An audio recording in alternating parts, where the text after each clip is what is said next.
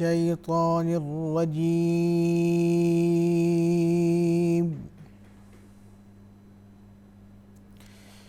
بسم الله الرحمن الرحيم.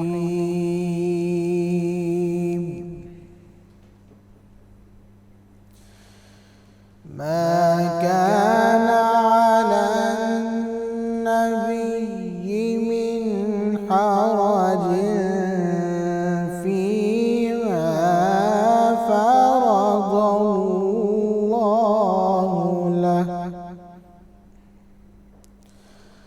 سنة الله في الذين خلوا من قبل، وكان أمر الله قدرا مقدورا.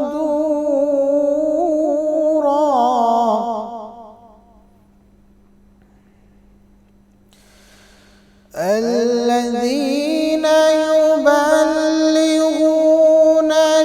رسالات الله ويخشونه ولا يخشون أحدا إلا الله،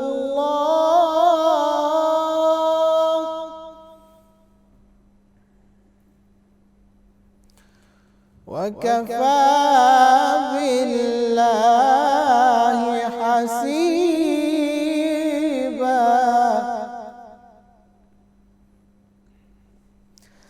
ما كان محمد أبا أحد من رجالكم ولكن رسول الله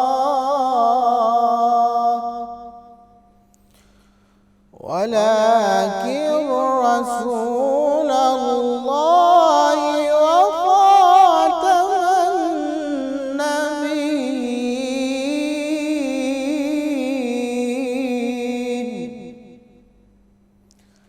وكان الله بكل شيء عليما.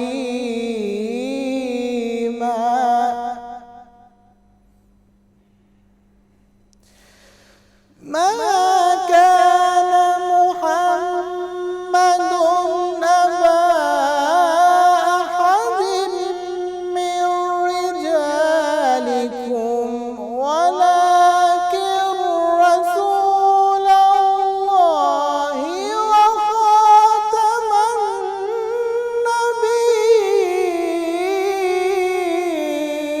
النبيين، وكان الله بكل شيء عليما.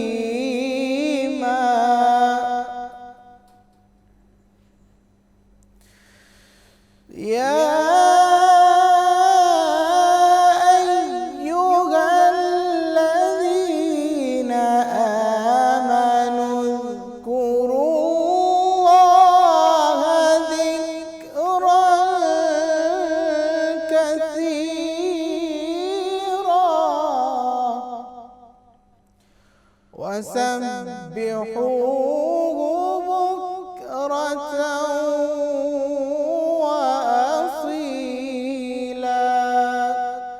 صدق الله العظيم.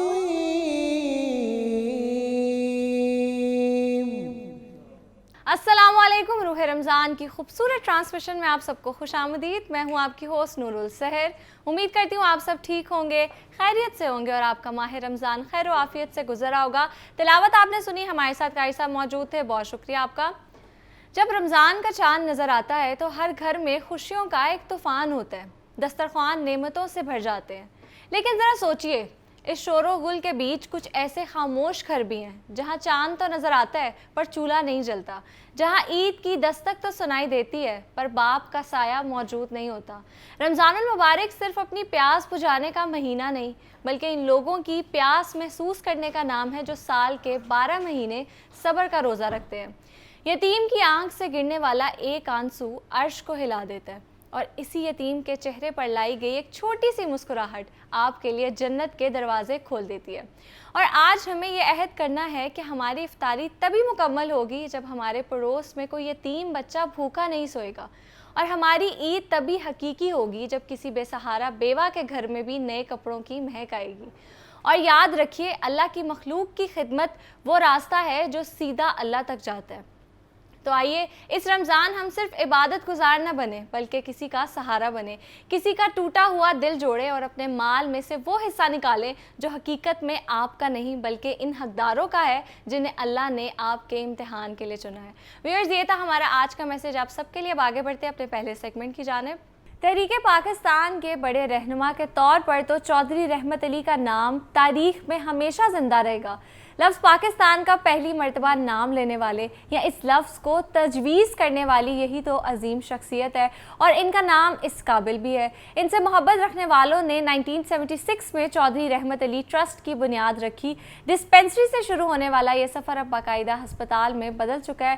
روزانہ سینکڑوں مریض یہاں وزٹ کرتے ہیں، اور وہ مریض جن کے پاس علاج کے لیے پیسے نہیں تو ان کے لواحقین یہ جان لے کہ یہ ہسپتال ان کے لیے ہی تو ہے۔ اور آج ہم نے چودھری رحمت علی میموریل ٹرسٹ پر بات کرنے کے لیے دعوت دی ہے خالد محمود رسول، جو ملٹی ڈائمینشنل پرسنالٹی کے مالک ہیں، کالم نگار بھی ہیں، مختلف یونیورسٹیز میں پڑھاتے بھی رہے ہیں، اور اس کے علاوہ ٹرسٹی بھی ہیں اور اس ٹرسٹ کے جنرل سیکرٹری بھی ہیں۔ ان سے پوچھیں گے کہ یہ ٹرسٹ کون کون سے شعبوں میں انسانیت کی خدمت کر رہے ہیں۔ اور اس پر بات کرنے کے لیے میرے ساتھ موجود ہیں چودھری رحمت علی میموریل ٹرسٹ کے جنرل سیکرٹری خالد محمود رسول۔ السلام علیکم، کیسے ہیں آپ؟ جی وعلیکم السلام، thank you very much for having me جی۔ You welcome. رمضان کیسا جا رہا ہے آپ کا؟ جی الحمدللہ اس دفعہ تو بہت اچھا جا رہا ہے کیونکہ موسم بڑا اچھا ہے، بالکل ایسے اس لحاظ سے وہ ٹائمنگ بڑی اچھی ہے، الحمدللہ اللہ کا بڑا شکر احسان۔ بالکل۔ اچھا، چودھری رحمت علی ٹرسٹ کے متعلق بتائیں، اس کا پس منظر بتائیں، اس کے قیام میں کن لوگوں کا کردار تھا وہ بھی بتائیں۔ یہ جی چودھری رحمت علی میموریل ٹرسٹ جس طرح کے نام سے ظاہر ہے، یہ ہماری تحریک پاکستان کا ایک بہت بڑا نام چودھری رحمت علی مرحوم، جنہوں نے پاکستان کا نام بھی تجویز کیا، نہ صرف نام تجویز کیا بلکہ ایک مکمل خاکہ بھی دیا، اور 1933 میں انہوں نے اس کا ایک بڑا مشہور ان کا ایک ہے کہ ناؤ اور نیور کے نام سے جو انہوں نے ایک خاکہ پیش کیا، اور اس کے بعد ان کی ایک مسلسل جدوجہد ہے پاکستان کی تشکیل تک۔ تو ان کی یاد میں ان کے بڑے قریبی دوست بھی تھے اور بہی خواہ بھی تھے، ڈاکٹر ایس ایم کے واسطی صاحب، وہ ہمارے ہاں میو ہاسپٹل کے بانی پیٹس بھی تھے ڈپارٹمنٹ قائم کرنے میں۔ تو ان کے ساتھ ایک بڑا خصوصی تعلق تھا۔ ان کے والد صاحب جو اسلامیہ کالج میں جب پڑھاتے تھے پرنسپل تھے، چودھری رحمت علی مرحوم وہاں اسٹوڈنٹ بھی تھے اور بعد میں بھی وہ تعلق قائم رہا۔ تو ان کی یاد میں 1976 میں ڈاکٹر ایس ایم کے واسطی صاحب نے اور چند ایک اور دوستوں نے مل کے یہ ٹرسٹ قائم کیا۔ بنیادی طور کے اس پہ مینڈیٹ دو تھے، ایک ہیلتھ کیئر کا تھا اور ایجوکیشن کا تھا، اور مائنڈ یو کہ آپ 76 میں اگر آپ چلے جائیں تو اس وقت صرف گورنمنٹ کنٹرول تھا، نجی سیکٹر نہ ہونے کے برابر تھا، پرائیویٹ سیکٹر میں یا نان پروفٹ آرگنائزیشن میں بہت کم آرگنائزیشن تھی۔ تو اس وقت انہوں نے ایک انیشیٹو لیا کہ ہم ہیلتھ کیئر میں ایک ہاسپٹل بنائیں گے اور اس کے علاوہ ہم جو ہے وہ سکولز بنائیں گے۔ تو ہیلتھ کیئر اور ایجوکیشن یہ دو ہمارے مینڈیٹ تھے۔ اب اس کے مطابق 1986 میں جو ہے وہ چودھری رحمت علی ہاسپٹل ٹاؤن شپ لاہور کی بنیاد ایک ڈسپینسری سے رکھی گئی، پھر آہستہ آہستہ اس میں اضافہ ہوتا چلا گیا۔ تو الحمدللہ یہ 2000 تک یہ اپنی مکمل شکل میں آ چکا تھا، ایک مکمل ہاسپٹل کی شکل میں آ چکا تھا۔ اب اس وقت یہ ہاسپٹل جو ہے وہ ایک مکمل فل فنکشنل ہاسپٹل کے طور پہ 48 بیڈ ہاسپٹل ہے، جس میں او پی ڈی ہے، اس کے علاوہ ہماری ایمرجنسی ہے، اس کے علاوہ کنسلٹنٹس ہیں، اس کے علاوہ آئی پی ڈی ہے، آپریشن تھیٹرز ہیں، فارمیسی ہے، فزیو تھراپی ہے۔ تو کل ملا کے یہ فلی فنکشنل ہاسپٹل اس وقت 16 اسپیشلٹیز کے ساتھ جو ہے وہ الحمدللہ جو ہے نا وہ کام کر رہا ہے۔ اب پچھلا سال جو ہمارا یہ 2025 تھا، اس میں تقریباً کوئی 2.25 لاکھ لوگوں کو سرو کرنے کا اللہ نے ہمیں موقع دیا، اور تقریباً ہم نے کوئی ملا جلا کے 6 کروڑ روپے براہ راست جو ہے وہ پیشنٹ ویلفیئر کے اوپر خرچ کیا۔ تو یہ ہمارا ایک کنٹریبیوشن ہے اس سوسائٹی کے ساتھ۔ پھر یہ ہے کہ ہمارے مینڈیٹ کے مطابق we are not for profit organisation, تو ہماری پوری کوشش یہ ہوتی ہے کہ ہماری جو سروسز ہیں وہ کوالٹی ہیلتھ کیئر سروسز ہوں۔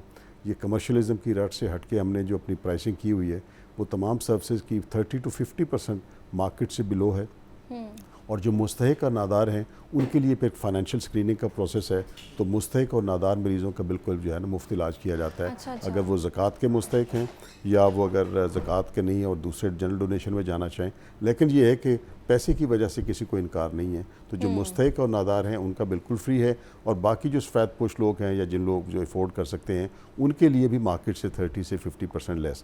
تو یہ ہمارا ایک مینڈیٹ ہے، اور الحمدللہ اس ہاسپٹل کو قائم ہوئے اب 40 سال ہو گئے۔ تو سر یہ 40 ایئرز آپ کو ہو گئے ہیں، تو اس جرنی کے حوالے سے بتائیں تھوڑا سا۔ اس جرنی میں اپس اینڈ ڈاؤنس کافی آئے جی، ہیلتھ کیئر میں پالیسیز میں چینجز آئیں، لوگوں کے مزاج میں کافی چینجز آئیں۔ اچھا پھر یہ ہے کہ اس دوران مہنگائی اتنی زیادہ ہوئی ہے اور ٹیکنالوجی ڈریون ہو گئی چیزیں بہت زیادہ، تو اس میں بایو میڈیکل اکوپمنٹ ہے یا اس کے سسٹمز ہیں، پروسیسز ہیں، ہیومن ریسورس کو ریٹین کرنا، اس کو ڈھونڈنا، ڈیولپ کرنا، لوگوں کی اپنی توقعات جو ہے نا بہت زیادہ بڑھ گئی ہیں۔ تو ورچولی دیکھا جائے تو health care worldwide is a very difficult field جی، اور پاکستان میں بھی خاص طور پہ جو ہے نا بڑا ڈیفیکلٹ فیلڈ ہے، اور خاص طور پہ جب پھر آپ جائیں کہ آپ کا یہ ہو منصب کہ آپ کمرشل نہیں ہیں اور آپ ایک بیئر منیمم کے ساتھ چلنا چاہ رہے ہیں، اور جو مستحق اور نادار ہیں ان کی بالکل آپ فری خدمت کرنا چاہ رہے ہیں، تو وہ یقین جانیے کہ یہ اپ ہل ٹاسک ہے۔ اس میں یہ ہے کہ آپ کو ریسورسز بہت زیادہ چاہیے، ان ریسورسز سے آپ اپنے آپ کو انفراسٹرکچر کو بھی ڈیولپ کریں، بایو میڈیکل کو بھی آپ اپ گریڈ کریں، اس کے علاوہ پھر باقی جو اچھا ٹیلنٹ ہے اس کو بھی لے کے آئیں، سسٹم اور پروسیسز جائیں۔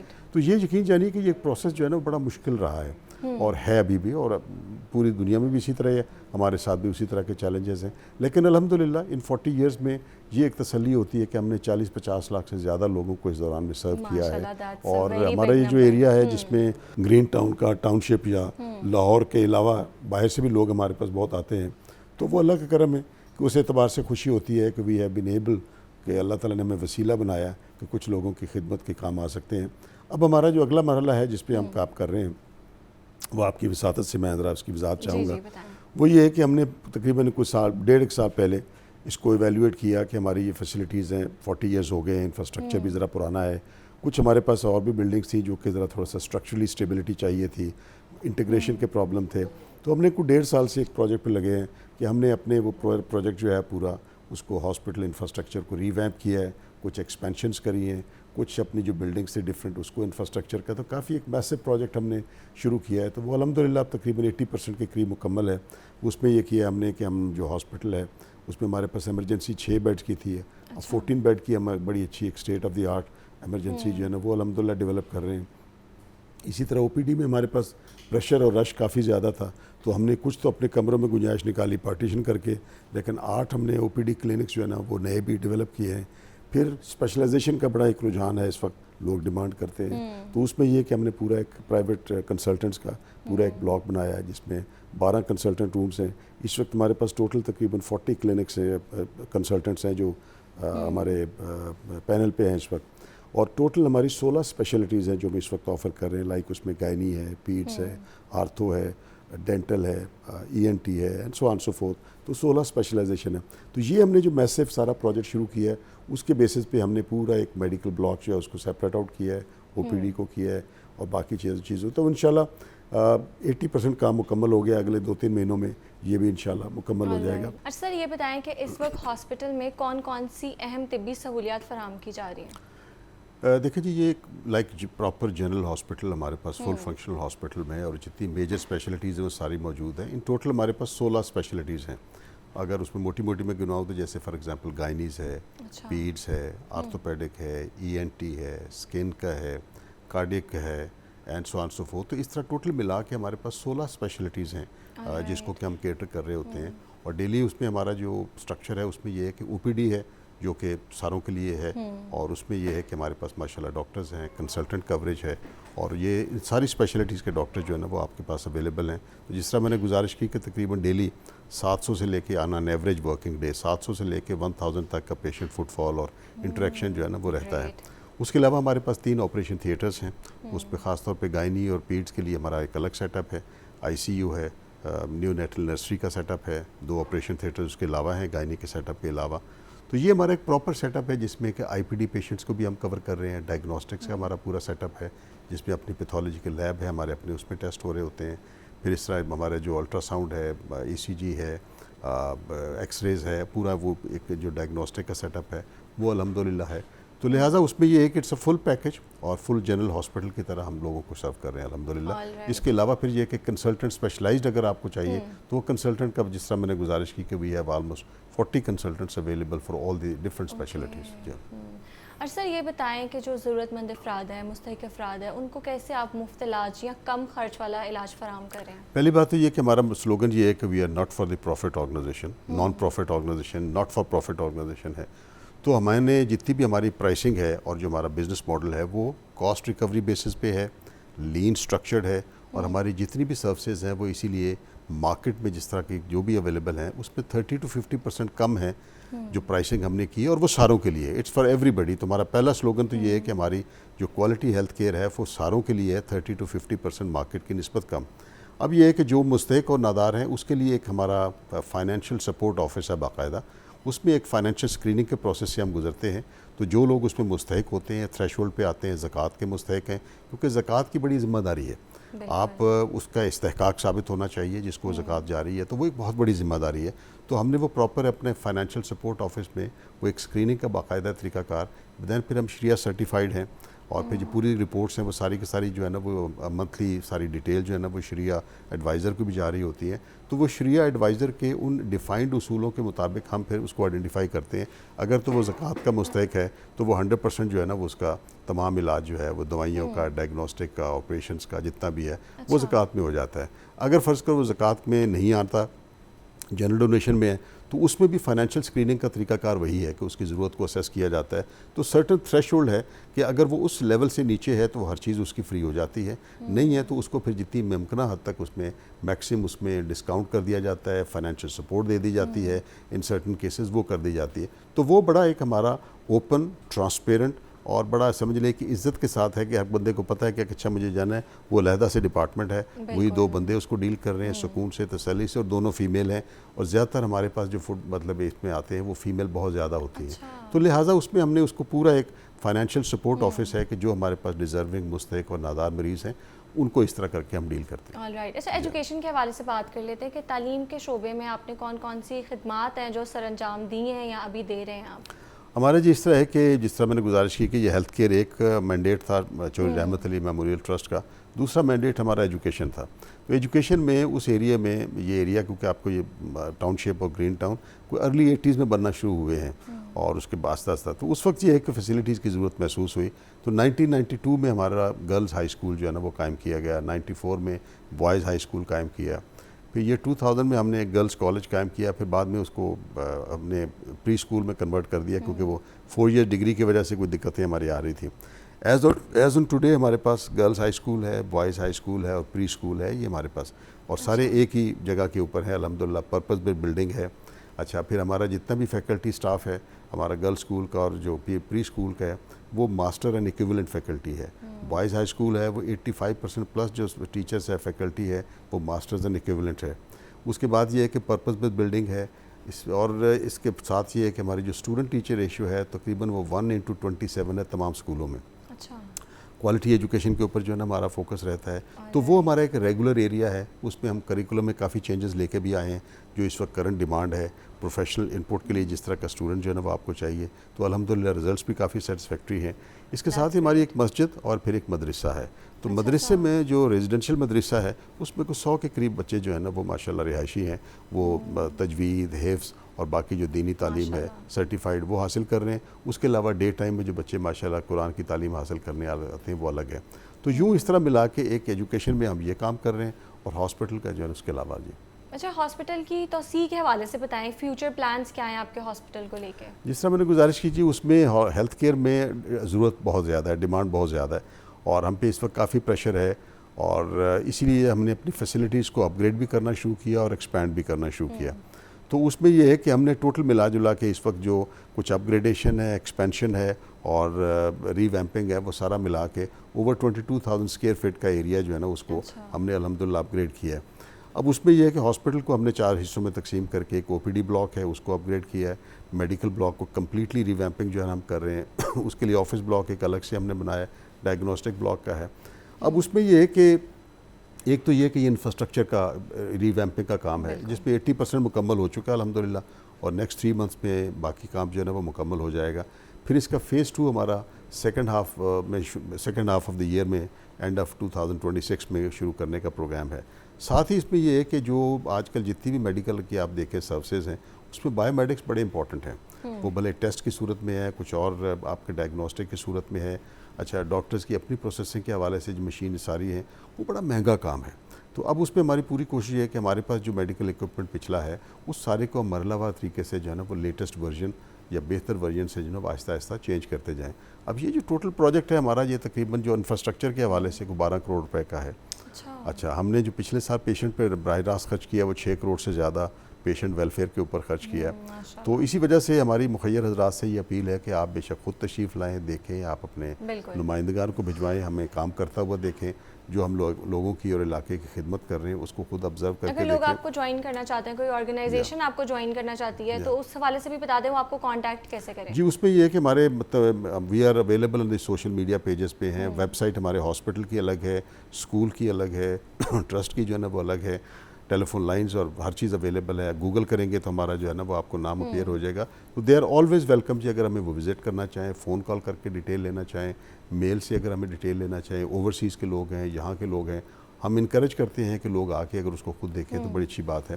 تو جس طرح میں گزارش کر رہا تھا کہ یہ کام جو ہے اس میں خاصا ایک مخیر حضرات کا تعاون ضروری چاہیے. سیٹ اپ آپ چلا رہے ہیں تو اس میں اب یہ ہے کہ یہ ہم نے 12 کروڑ روپے کا تقریباً یہ ہمارا پروجیکٹ ہے. اس کے بعد جو اگلا پروجیکٹ ہے وہ پھر دوسرا مرحلہ شروع ہوئے گا. پھر یہ کہ ڈیلی بیسس پہ آپ جس طرح کام کریں، دیکھیں حکومت کلیم کرتی ہے کہ ہم ساری دوائیاں اور ہر چیز جو ہے نا وہ فری دے رہے ہیں. تو پبلک سیکٹر کے اوپر اتنا پریشر ہے کہ پبلک سیکٹر ہاسپٹل چوک ہو رہے ہیں، دوائیاں نہیں مل رہی لوگوں کو، لوگ اتنے زیادہ ہوتے ہیں کہ میڈیکل کیئر ان کو نہیں مل رہی. پرائیویٹ سیکٹر میں چیر پھاڑ بہت زیادہ ہے، ہر بندہ جو ہے نا وہ کمرشلائزیشن کے دور میں. تو اس میں یہ ہے کہ ہم جیسا ہاسپٹل جو ہے وہ غنیمت ہے لوگوں کے لیے کہ جہاں ایک شریف سفید پوش آدمی بھی اگر وہ پے کر کے کرنا چاہے تو اس کو اچھی میڈیکل کیئر اٹینشن کے ساتھ کمرشل ریٹ سے کہیں کم جو ہے نا وہ ایک سروسز اویلیبل ہیں.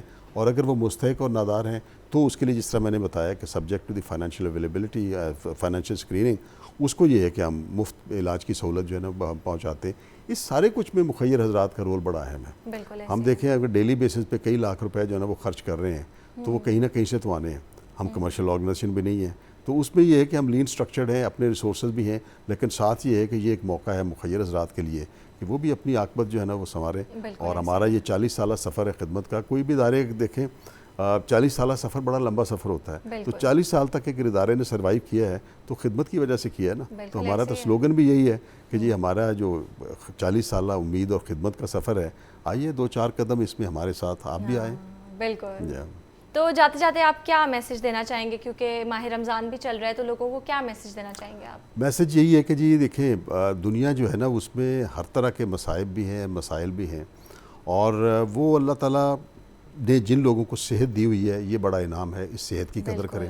اپنے ماں باپ، اپنے بہن بھائی، فیملی میں دوست احباب، تو جس کو اللہ تعالیٰ نے صحت عنایت کی ہوئی ہے ہمیں اللہ تعالیٰ کا شکر ادا کرنا چاہیے. بدقسمتی سے ہم اسے ٹیکن فار گرانٹڈ لے لیتے ہیں. اسی طرح یہ ہے کہ ہمارے آس پاس جو اللہ تعالیٰ نے باقی نعمتیں دی ہوئی ہیں اس کا بھی شکرانہ ادا کرنا چاہیے. شکرانے کا ایک بہترین طریقہ یہ ہے کہ آپ ان نعمتوں میں دوسروں کو شریک کریں. اگر آپ کو اللہ تعالیٰ نے توفیق دی ہوئی ہے، آپ کے پاس وسائل ایسے ہیں، تو دوسروں کی جو صحت ہے اس کے مسائل میں آپ اس کے درد کا درمان بننے کی کوشش کریں. آپ اس کے لیے آسانیوں کا باعث بننے کی کوشش کریں. وہ ہاسپٹل کی ہیلتھ کیئر کی ہے یا ایجوکیشن کا ہے. تو پیغام تو یہی ہے کہ یہ مہینہ ہے بیسیکلی اللہ تعالیٰ کی طرف سے ہمیں ایک تربیت کا، تعلیم کا اور اس طرف ایک ریکنیکٹ کرنے کا موقع ہے.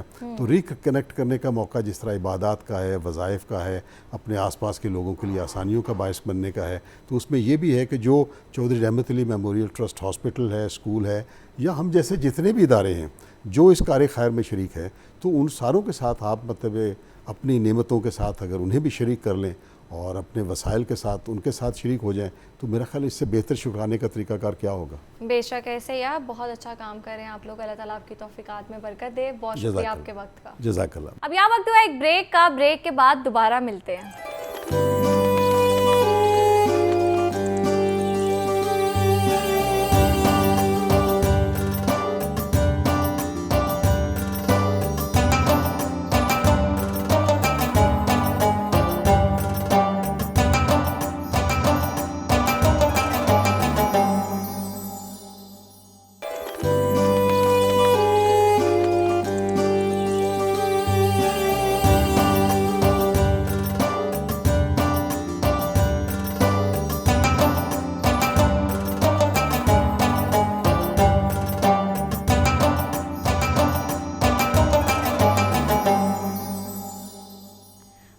बैक आगे बढ़ते हैं अपने सेगमेंट की जानिब।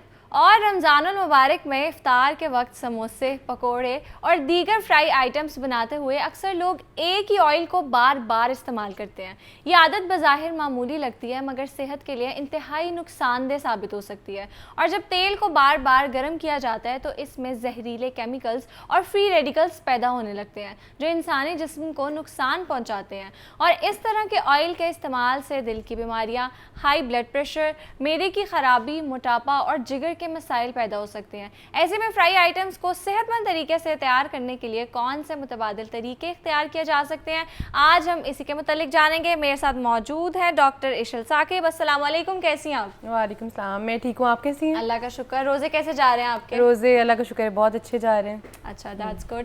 अच्छा इशल, जैसे कि अभी मैंने इंट्रो में भी बात की है कि फ्राइड आइटम्स तो हम बहुत ज़्यादा खाते हैं, वो तो मैंडेटरी है हमारी खाना। तो अक्सर हम ना ऑयल बहुत ज़्यादा रीयूज़ करते हैं, हफ्ता ऑयल चलता है, तो इस हवाले से बताएं ये कितना ज़्यादा नुकसानदेह है? अच्छा, ऑयल का जो रीयूज़ हम करते हैं ना वो बहुत ज़्यादा डेंजरस हो जाता है और एट टाइम्स आपको पता है कि हमें पता नहीं होता कि हमारी कौन सी प्रैक्टिसेस इस तरह की हैं जो हमारी हेल्थ पे इतना सीरियस इश्यूज़ वो जो पोजेस कर रही होती हैं, इतने सीरियस प्रॉब्लम्स आ सकते हैं। उसमें यह है कि ऑयल का रीयूजेज जो है वो बहुत ज़्यादा मेजर इशू है। आपने देखा होगा कि बहुत ज़्यादा हाउस होल्ड्स में एक कढ़ाई रख दी जाती है, एक बर्तन होता है जो कि डेडिकेटेड होता है कि इसमें फ्राइड आइटम्स बनेंगी और वो ऑयल चेंज नहीं होता। उस ऑयल को यही समझा जाता है कि इतना एक चीज़ को हमने यूज़ टू हो गए उस चीज़ के कि अब हमें वो नॉर्मल चीज़ लगने लगी है कि हमने यूज़ करना है इसको, और वो बिल्कुल डार्क कलर का ऑलमोस्ट ब्लैक हुआ हुआ ऑयल होता है और इतना वो थिक होता है, हम उसको बिल्कुल इग्नोर कर रहे होते हैं कि इसमें फ्राई तो एटलीस्ट चीज़ हो रही है अच्छे तरीके से। फर्स्ट थिंग इज़ कि हमने कभी भी डीप फ्राइंग को रिकमेंड नहीं करते। डीप फ्राइंग आपने नहीं करनी है, आप कोशिश करें कि आप उतना ही ऑयल डालें जितने में आपकी क्रेविंग्स भी सेटिस्फाई हो जाएं। अगर आपने समोसे पकौड़े खाने ही हैं और करने भी ऑयल में फ्राई हैं तो आपने क्या करना है कि थोड़ा ऑयल डालें उसके अंदर। फॉर एग्जांपल आप 4 से 5 चम्मच डाल के उसमें समोसे और पकौड़े बना सकते हैं। उसमें ये कि आप ऑल्टरनेटिव्स देखें, यूज़ कर लें। अब जिस तरह का मॉडर्न एरा आ गया है, अब हम ये नहीं कह सकते कि हमारे पास और कोई ऑप्शन नहीं था, बिकॉज ऑप्शंस बहुत सारे हैं, आपने चूज़ करने हैं, डिपेंड करता है। अब देखें जिस तरह अगर कोई अफोर्ड कर सकता है तो एयर फ्रायर्स ले लें। एयर फ्रायर में क्या होता है कि खाली आपने सिर्फ ऑयल को ब्रश करना होता है किसी भी समोसे या पकौड़े के ऊपर और वो उतना ही क्रिस्पी, उतना ही यमी बन के आता है। बल्कि एट टाइम्स ऑयल जो है ना वो कॉम्पोजिशन को ऑल्टर कर देता है, फ्लेवर को ज़रा ऑयली से कर देता है, फ्लेवर ज़रा माइल्ड कर देता है। तो उसमें ये होता है कि जब आप एयर फ्राई करते हैं तो फ्लेवर वैसे ही रहता है, इन्हांस रहता है और बड़ा मज़े का हो जाता है, क्रिस्पी बनते हैं ज़्यादा पकौड़े, समोसे और इस तरह की चीज़ें। अगर आप एयर फ्रायर्स अफोर्ड नहीं करते, ऑब्वियसली हर कोई नहीं अफोर्ड करता, पाकिस्तान एक पाकिस्तान एक थर्ड वर्ल्ड कंट्री है और इसमें इस तरह के गैजेट्स आप मतलब हर बंदे की अप्रोच नहीं है, एक्सेसिबल नहीं है। इसीलिए उसके अलावा ऑप्शंस जो हैं वो दूसरा है बेकिंग अवन। अब बहुत ज़्यादा हाउस होल्ड इस तरह के जिन्होंने बेकिंग अवन्स एटलीस्ट रखे होते हैं, तो उसमें अगेन आप वही मेथड यूज़ करें, हल्का सा ऑयल ब्रश के थ्रू उसको ब्रश करें ऑयल को और आप फिर समोसे और पकौड़े कर लें। जिसके पास बेकिंग अवन भी नहीं है ना, एक घर में एक कॉमन चीज़ सैंडविच मेकर हर घर में होता है। आपने अगर समोसे पकौड़े खाने हैं तो सैंडविच मेकर के अंदर एक तो ऑप्शन भी आता है, अगर आप ट्रे परचेज कर सकते हैं वो वाली तो आप ले लें, नहीं तो नॉर्मल जो सैंडविच की ट्रे होती है उसके अंदर आप अपने समोसे रखें। एक सैंडविच ट्रे के अंदर 2 समोसे एटलीस्ट आ जाते हैं, एक साइड के अंदर, एक ट्रायंगल के अंदर। मैं पहली बार सुन रही हूँ। वो बहुत ये बड़े अच्छा मेथड है। आप उसको हल्का सा अगेन ऑयल को ब्रश करें और उसके अंदर आप समोसा में जो सैंडविच मेकर है उसको उस समोसे बना लें या फिर पकौड़े भी आप बना सकते हैं। जैसे हम बिल्कुल आपको एग्जैक्टली लाइट ऑन हो जाती है, आपने लाइट का इंडिकेटर देखना है, अगर लाइट ऑन हो गई है तो आप उसको देखिए वो क्रिस्पी हो गए। समोसा और पकौड़े इस तरह की चीज़ें इसकी शक्ल देख के भी आप बता सकते हैं कि वो पक गए हैं या नहीं पके। तो समोसे की तो लेयर क्रिस्पी हो जाती है ना, आप सैंडविच मेकर में बनाएंगे तो बड़े क्रिस्पी और बहुत मज़े के होते हैं। और अगर आपके पास नहीं है समोसे की शेप वाला तो अगेन आप वॉफल की शेप में आता है एक समोसा मेकर, डिफरेंट एडजस्टमेंट्स के साथ आता है। उसके अंदर सैंडविच वाला भी होता है, सॉरी समोसा मेकर मैंने बोल दिया, सैंडविच मेकर जो है वो डिफरेंट प्लेट्स के साथ आता है। तो उसमें आप वॉफल की भी एक प्लेट होती है जो कि हर सैंडविच मेकर में होती है। तो आप वॉफल मेकर जो है उसके अंदर आप पकौड़े बना सकते हैं। आपको ये पकौड़े की शेप हमने क्योंकि फ्राइंग में एक ही तरह की शेप बनती है जब आप डालते हैं, तो जब आप नॉर्मली वैसे एग्जैक्टली तो वो ऑलमोस्ट कोई गोल सा या कोई इस तरह आ जाता है, मल्टी डायमेंशनल सा। लेकिन अगर आप उसको करते हैं नॉर्मल सैंडविच मेकर में डालते हैं उसको या वॉफल मेकर में, तो आप उसको एक दफ़ा पूरे बैटर को स्प्रेड करके वॉफल मेकर बंद कर दें। हाँ, लेकिन ये ज़रूर आपने करना है कि उसकी प्लेट्स को ऑयल से ब्रश कर लें। तो आप जब बंद करेंगे उसको वो अच्छे तरीके से पक जाएगा, क्रिस्पी हो जाएगा। उसके बाद आप अपनी मर्ज़ी की शेप उसको सिजर से या नाइफ से कट कर लें।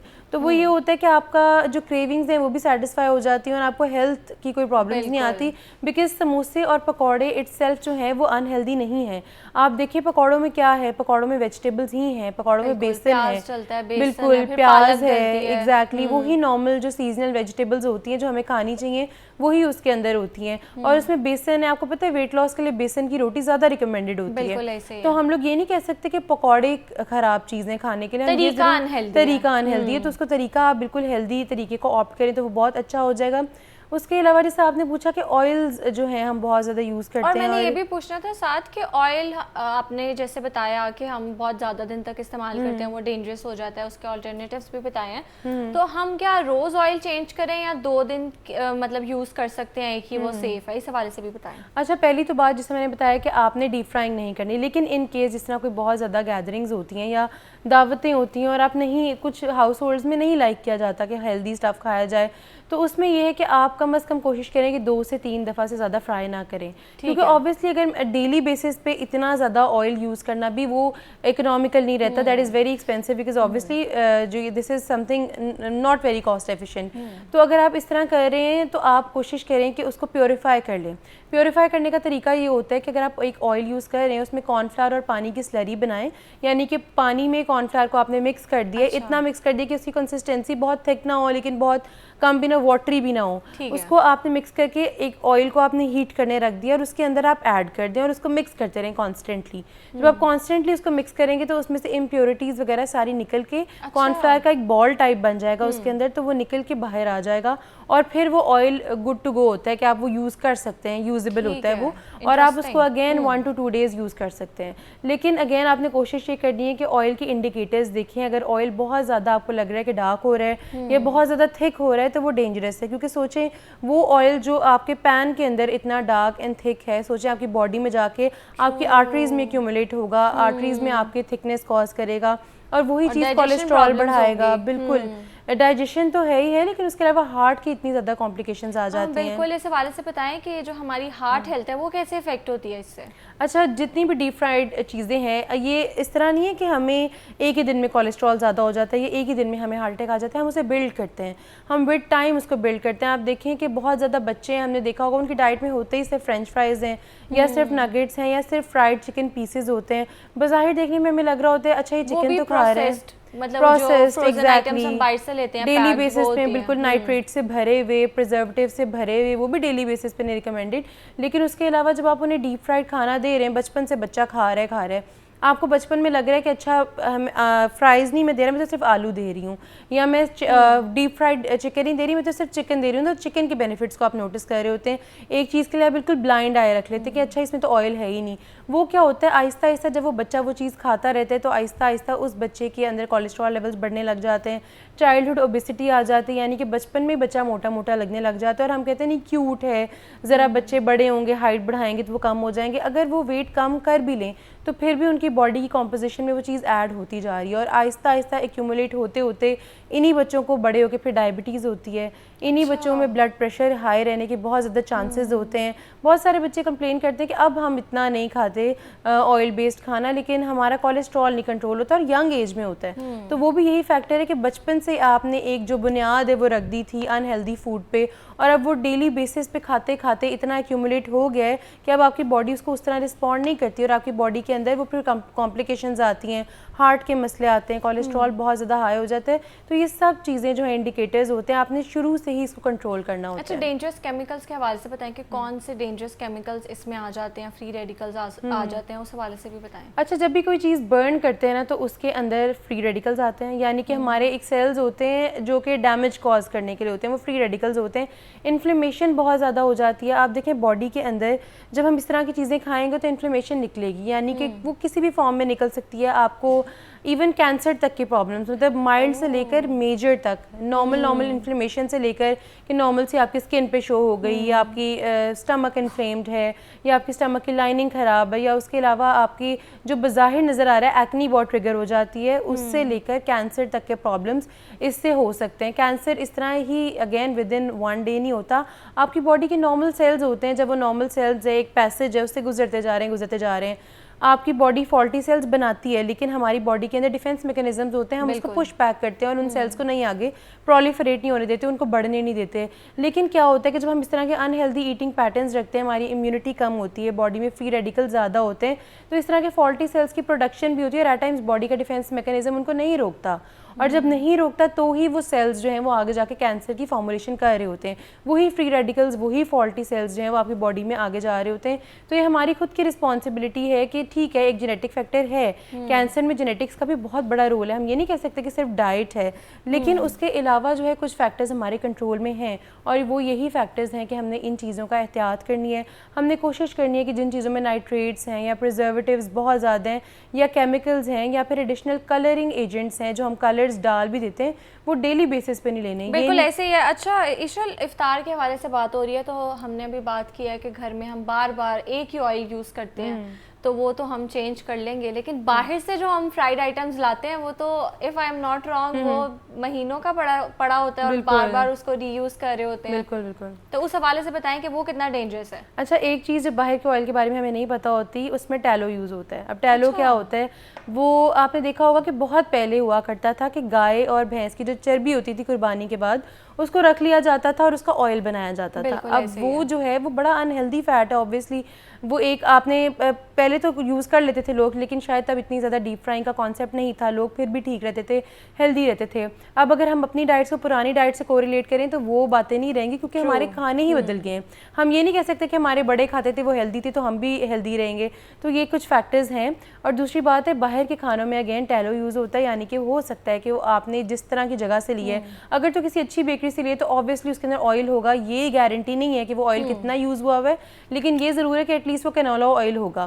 اس کے علاوہ اگر آپ کسی اس طرح کی جگہ سے لیتے ہیں جس طرح نارمل جو آپ وینڈر سے لیتے ہیں, وہاں پہ آپ کو نہیں پتا کہ وہ آئل کس چیز کا بنا ہوا ہے. اس کی اسمیل سے ایک تو آپ آئیڈینٹیفائی کر لیتے ہیں, دوسری بات ہے کہ اس میں بناسپتی گھی بھی ہو سکتا ہے. اب گھی جو ہے نا, ہم لوگ اکثر گھی کو پریفرنس دیتے ہیں آئل پہ, جبکہ آئل ہمارے لیے کم جو ہے وہ ڈینجرس ہوتا ہے.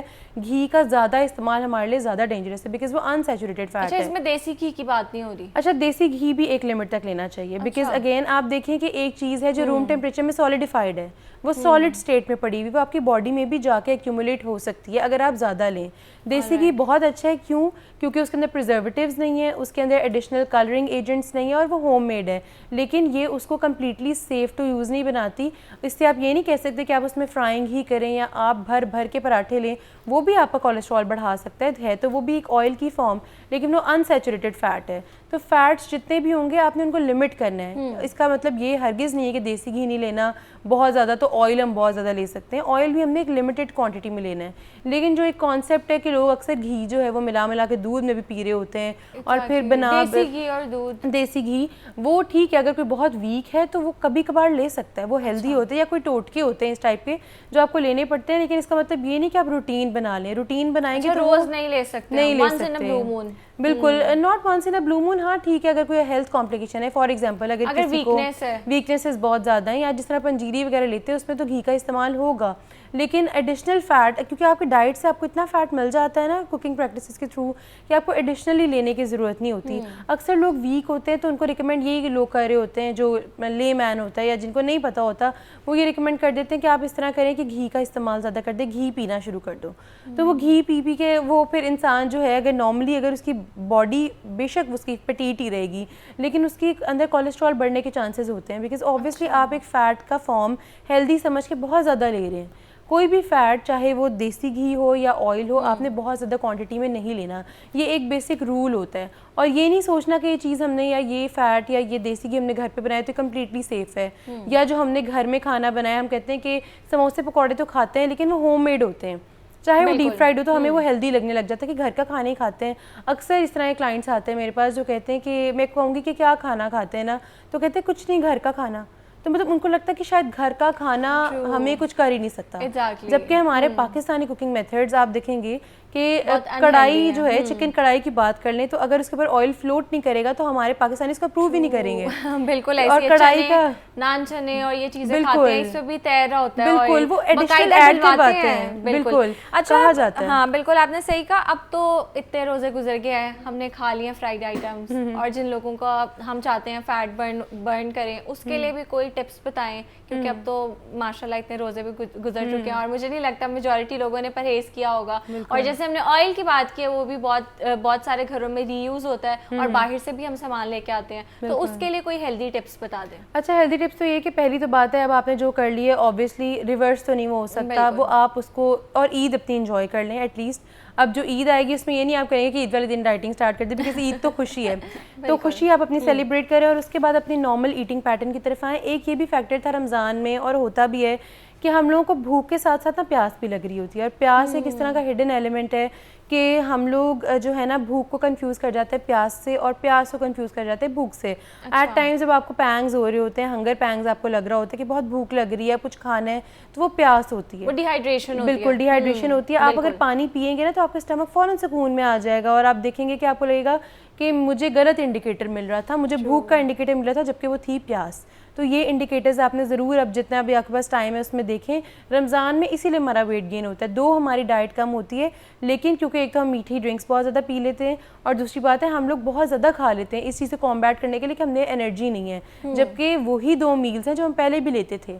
اور اس میں ایک یہ بھی ایلیمنٹ ہے کیونکہ ہم پانی نہیں پی پاتے, اس وجہ سے ہمارا ویٹ گین ہوا. اور دوسری بات یہ ہے کہ اگر ہم ذکر کریں اب ہم نے کیا کرنا ہے, تو اب ایک بیسک سی چیز ہے, وہ یہ ہے کہ آپ سٹارٹ کریں نارمل ایٹنگ پیٹرنس کے ساتھ, جس میں یہ کہ آپ نے کوشش کرنا ہے فائبر کا بہت زیادہ آپ نے انکلوڈ کرنا ہے اپنی ڈائٹ میں. اس میں یہ کہ فائبر میں آپ چیا سیڈ سے سٹارٹ کر لیں اپنا دن. صبح کے ٹائم جب چیا سیڈز لیں گے تو اوبیسلی کیا ہوگا کہ فائبر کا بڑا اچھا کانٹینٹ ہوگا, فیلنگ آف فلنس ہوگی, اسکن بڑی گلو کرے گی, اور ہائیڈریشن لیول امپروو ہوتا ہے. بالکل خالی پیٹ یوز کریں. بہت زیادہ ایک میتھس یہ بھی ہیں کہ ہم لیتے تو ہمارے گھٹنوں میں درد ہوتی ہے, اس طرح نہیں ہوتا. اگر آپ کو ہوتی تو آلٹرنیٹیو ڈیز پہ لے لیں, پھر ایک دن انجیر لے لیں. ہوتی ہے کیا اس سے ہمارے گھٹنوں میں؟ اچھا سائنٹیفکلی اگر باتیں کی جائیں نا بہت ساری, تو وہ ہماری نارمل جو ہمارے لوگوں کی باتیں ان سے کوریلیٹ نہیں کرتی, بیکاز سائنس میں گرم ٹھنڈا ہاٹ اینڈ کولڈ تھیری نہیں ہے. لیکن کیونکہ ہمارے ہاں لوگ مانتے ہیں, لوگوں کو سمپٹمز بھی آتے ہیں, تاثیر گرم ہے, اس کی تاثیر ٹھنڈی ہے. بالکل سائنٹیفکلی تو یہ پرووڈ نہیں ہے, تاثیر کے نام کی چیز سائنس میں نہیں ہے. لیکن کیونکہ ہمارے ہاں لوگوں کا بلیو ہے, اور واقعی کبھی کبھار سمپٹمز آتے بھی ہیں, کیونکہ جو آپ سوچ لیتے ہیں وہی پھر obviously ہونے لگ جاتا ہے. آپ کو لگتا ہے کہ یہ تاثیر جو چیز ہے, یہ جو پوری تھیوری ہے, یہ ایگزسٹ کرتی ہے, یا آپ بھی سائنس پہ بلیو کرتی ہیں کہ ایسا کچھ؟ اچھا میرا اگر پرسنل بلیو آپ مانیں نا, تو مجھے لگتا ہے کہ شاید سائنس میں کچھ نہ کچھ obviously ہم ڈیلی بیسس پہ کوئی نہ کوئی ریسرچز ہو رہی ہیں, بالکل ڈیلی بیسس پہ کچھ نہ کچھ ایڈوانسمنٹس آ رہی ہیں. تو بہت سی تھیوریز ہیں جو آج سے 20 سال بعد یا بہت سی ایسی ریسرچز ہیں کہ وہ بالکل غلط ہو جائیں گی. بالکل تو ہم ٹوٹلی ریلائی بھی نہیں کر سکتے. اسی لیے میں, کیونکہ میں خود بھی ایک نیوٹریشنسٹ ہوں, اور میں نے obviously اس چیز میں اتنی ریسرچ, میرا ریسرچ کا بھی ایک ایلیمنٹ تھا کہ yin and yang and hot and cold theory, تو لیکن میں خود بھی تھوڑا بہت اس پرسپیکٹیو میں ہوں کہ کچھ نہ کچھ انڈیکیٹرز ہو سکتا ہے فردر لیٹر آن, آج سے 20 یا 30 سال بعد نکلیں. لیکن اگین ہمارا جو ہے ہمارا برین بڑا وہ کہہ رہا ہوتا ہے اس چیز کو, سائیکولوجیکل امپیکٹ بہت زیادہ ہوتا ہے اس چیز پہ. یہ چیز تو ہے کہ ہم نے اگر سوچ لیے, فار ایگزامپل عرب کنٹریز میں آپ دیکھیں گے کہ اتنی گرمی ہوتی ہے, لیکن وہ گرم ہی چیزوں سے بنے ہوئے کہوے پیتے ہیں, اور وہ بالکل ٹھیک رہتے ہیں. لیکن ہم اگر کوئی گرم چیز کھا لیں تو ہمارے منہ پہ ایکنی آ جاتی ہے. اس کی وجہ یہ بھی کہ ہمارا برین ہمیں بہت کنٹرول کرتا ہے. اب ہماری باڈی کو شاید عادت بھی نہیں ہوتی, ہم وہم بہت زیادہ پال لیتے ہیں, کیونکہ obviously اگر ہم ایک چیز کہی جائیں گے تو ہمارے برین کو ریالٹی کا نہیں پتا, ہم جو فیڈ کریں گے پھر ویسی چیزیں ہم اٹریکٹ کریں گے, تو مے بی اس وجہ سے بھی ہوتا ہے. بالکل یہی فیکٹرز ہیں, ہم لوگوں نے ایک چیز وہ کر لی, اور دوسری بات ہمارا اسٹمک نہیں یوزڈ ٹو نا. اگر ہم وہی چیزیں جیسے ہم نے سوچ لیا کہ ہم سوپ گرمیوں میں نہیں پی سکتے, یخنی ہم گرمیوں میں نہیں پی سکتے کیونکہ ہمیں گرمی لگے گی, ڈرائی فروٹس, حالانکہ ڈرائی فروٹس اور جتنے بھی نٹس وغیرہ آپ کو گرمیوں میں بھی لینے چاہیے, اتنے ہی ہیلدی ہیں, بلکہ بڑا گڈ فیٹ ہے. فیٹس کی بات ہو رہی ہے, آئلس کی بات ہو رہی ہے, تو سب سے اچھی فارم آف فیٹ یہی ہے ڈرائی فروٹ. افطار میں کوئی ہیلدی اسنیک ہے یا سحر میں اس سے ریلیٹڈ ڈرائی فروٹ سے ریلیٹڈ جو ہم یوز کر سکتے ہیں؟ بالکل, ایک بسکٹس ہیں نٹ کریکرز کے نام سے, کچھ جگہ سے ملتے بھی ہیں, نہیں تو اگر نہیں مل رہے تو آپ بنا لیں آن لائن. ویسے آپ نٹ کریکرز لکھیں گے, سیڈ نٹ کریکرز, تو آپ کو آ جائیں گے. نہیں اگر آپ کے پاس آن لائن آپ نہیں منگوانا چاہتے, آپ نہیں ریلائی کرنا چاہتے, تو آپ گھر پہ بنا سکتے ہیں.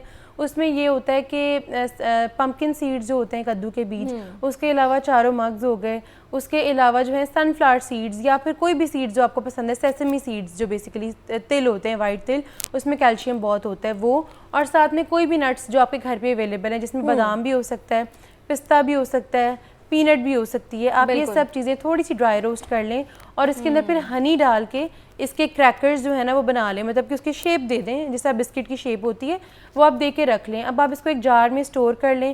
ہنی جو ہے اس کے بائنڈنگ ایجنٹ کے طور پہ ایکٹ کرے گا, ان کو آپس میں جوڑے رکھے گا. اس کو آپ ڈیلی بیسس پہ اگر کھاتے ہیں نٹ کریکرز کو, تو وہ کیا کرتا ہے کہ ایک تو آپ کو اتنے یمی ہوتے ہیں, میٹھے ہوتے ہیں بیکاز ہنی ہوتا ہے, اور دوسری بات ہے کہ انرجی بہت بوسٹ کرتا ہے اور ایک گڈ فیٹ آپ کو ملتا ہے بیکاز اور ہیلدی شوگر بھی ہے. بالکل ہیلدی بالکل ایسے ہی ہے.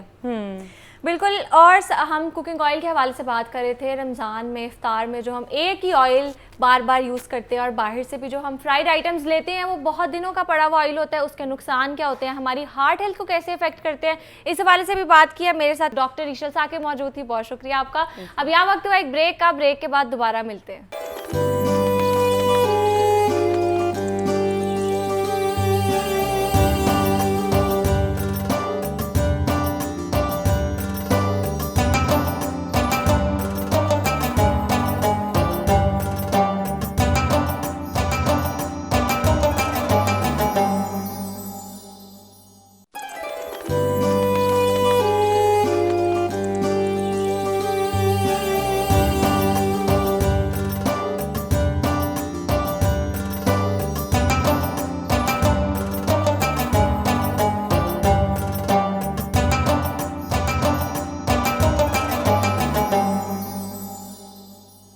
آگے بڑھتے ہیں روح رمضان ٹرانسمیشن کے خصوصی سیگمنٹ قصص الانبیاء کی جانب. میرے ساتھ پروفیسر احمد حماد موجود ہیں. دیکھتے ہیں آج وہ ہمارے لیے کون سے پیغمبر یا نبی کا واقعہ لے کے آئے ہیں, ان کی جانب چلتے ہیں. بسم اللہ الرحمن الرحیم. رب اشرح لی صدری ویسر لی امری واحلل عقدۃ من لسانی یفقہوا قولی. آج قصص الانبیاء کے سلسلے کے جو اگلا جو قصہ ہے یا اگلے نبی محترم ہیں, آپ کا اسم گرامی ہے سیدنا صالح علیہ السلام. جیسے میں نے عرض کیا تھا کہ سورہ ہود جو ہے اس میں جن انبیاء کا ذکر ہے یا انباء الرسل, جن رسولوں کی خبریں ہیں, ان رسولوں میں سے سیدنا ابراہیم علیہ السلام سے پہلے 3 اور سیدنا ابراہیم علیہ السلام کے بعد کے 3 لوگ ہیں جن کو نمایاں جگہ ملی ہے اس صورت میں. تو آج اس سلسلے کی آخری جو سیدنا ابراہیم علیہ السلام سے پہلے کے جو 3 برگزیدہ پیغمبر ہیں, ان میں سے آخری حضرت صالح علیہ السلام کا ذکر آپ کے سامنے کریں گے. اس سے پہلے ہم نے سیدنا نوح علیہ السلام کا ذکر کیا, پھر سیدنا ہود علیہ السلام کا ذکر کیا. ایک قوم نوح اور طوفان نوح والا معاملہ تھا, اور دوسری قوم عاد جو سعودیہ کے جنوب میں یعنی عریبین پینلسولا کے جنوب میں یمن کی سائڈ پہ جن کی بستیاں تھیں اور بڑے قداور اور بڑے زبردست لوگ تھے, اور شداد بھی انہی میں سے تھا.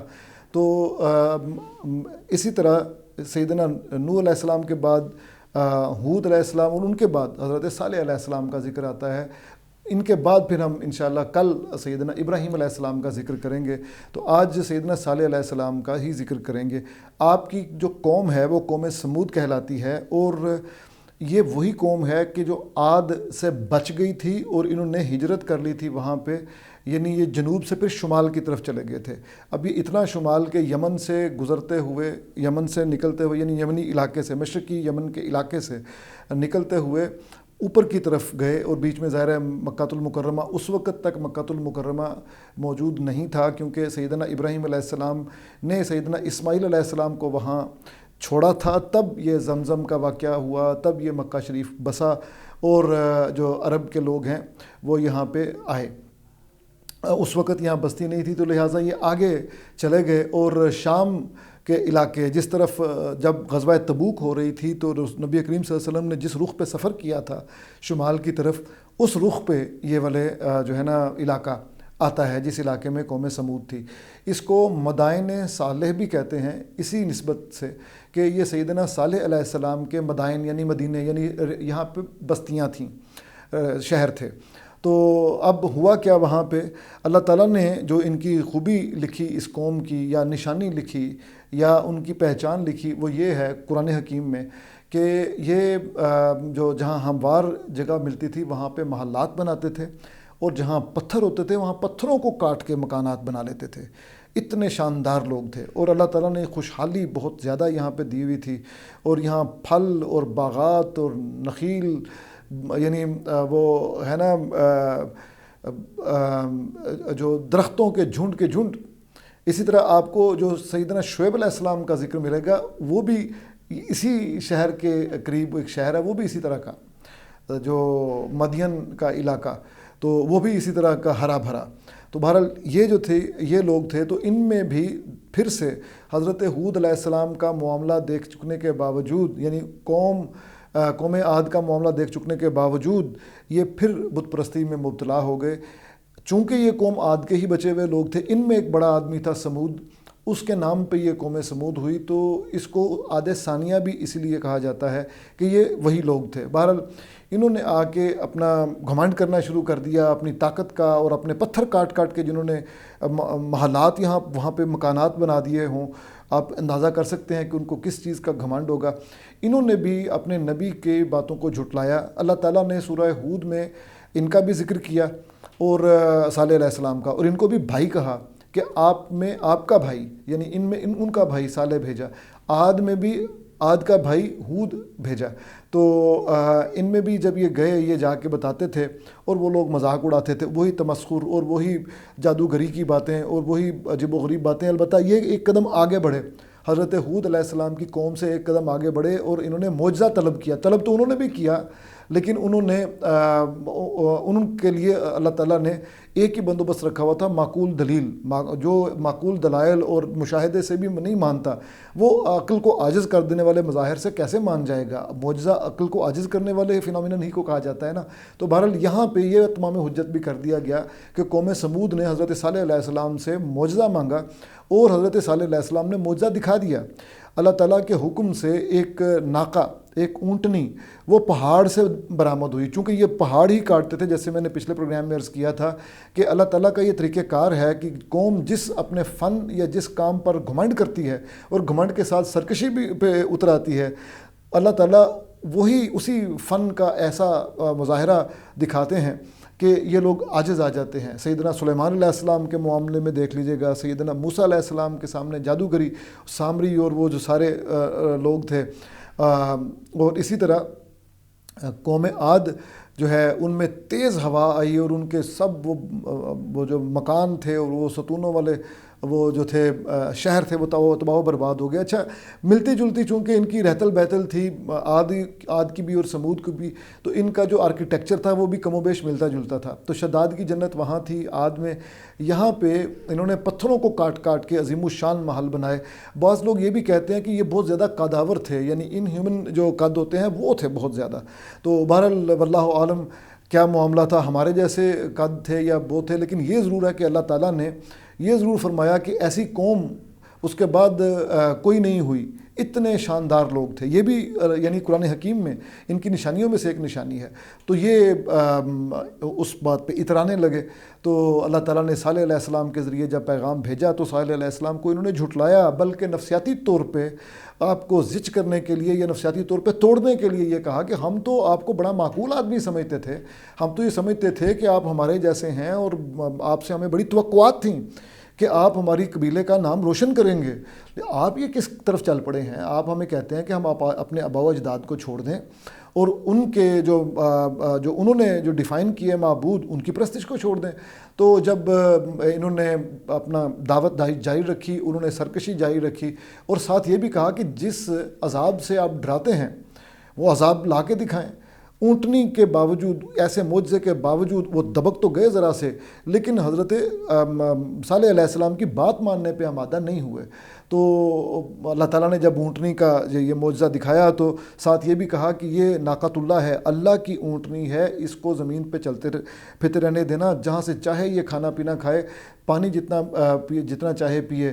تو جب یہ آ گئی تو اس کی تکریم میں حضرت صالح علیہ السلام نے یہ کیا کہ اچھا ایک دن اونٹنی کا پانی پینے کے لیے، اور باقی جو ہے وہ پوری قوم سمود کے جانور یا انسانوں کے لیے.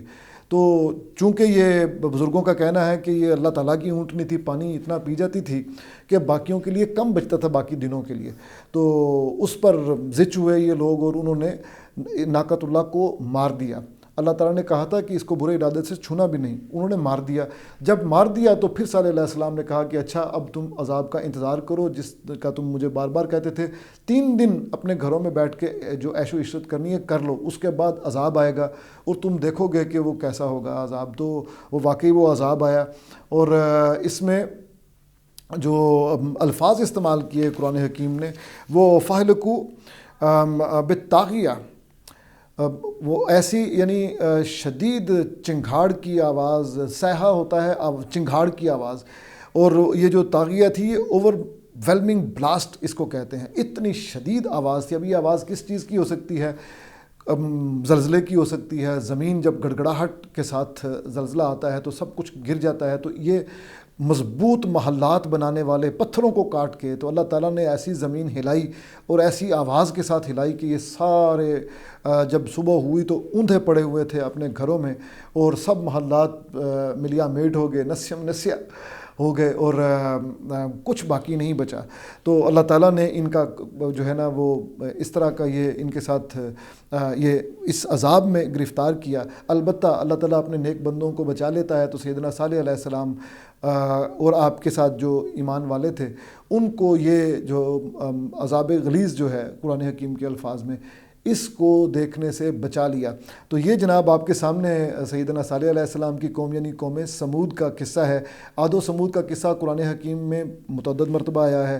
مقصد اس کا یہی تھا کہ مشرکین مکہ جو رسول اللہ صلی اللہ علیہ وسلم کے ساتھ وہی سلوک کرتے تھے جو یہ قومیں کرتی تھیں، ان کو یہ بتانا کہ تم مت کرو، تم سے پہلے قومیں اس طرح ہلاک ہوئی ہیں، تمہارے ساتھ بھی کہیں ایسا معاملہ نہ ہو جائے. بہت شکریہ پروفیسر صاحب آپ کا. اب یہ وقت ہوا ایک بریک کا، لیکن بریک پر جاتے جاتے نعت رسول مقبول صلی اللہ علیہ وآلہ وسلم سنتے جائیے. اس نگری نو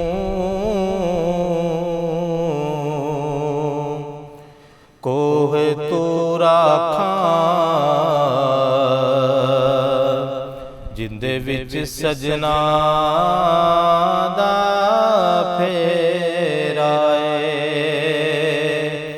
اس نگری نو کوہ تورا کھاں جندے وچ سجنا دا پھیرائے. اس نگری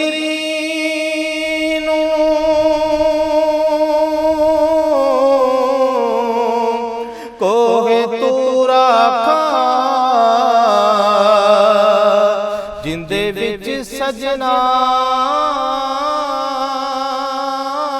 دا پھیرائے او دل وی عرش مولا جس دل وچ یار دا ڈیرا او دل وی عرش مولا جس دل وچ یار دا ڈیرا تسی سانو مکھ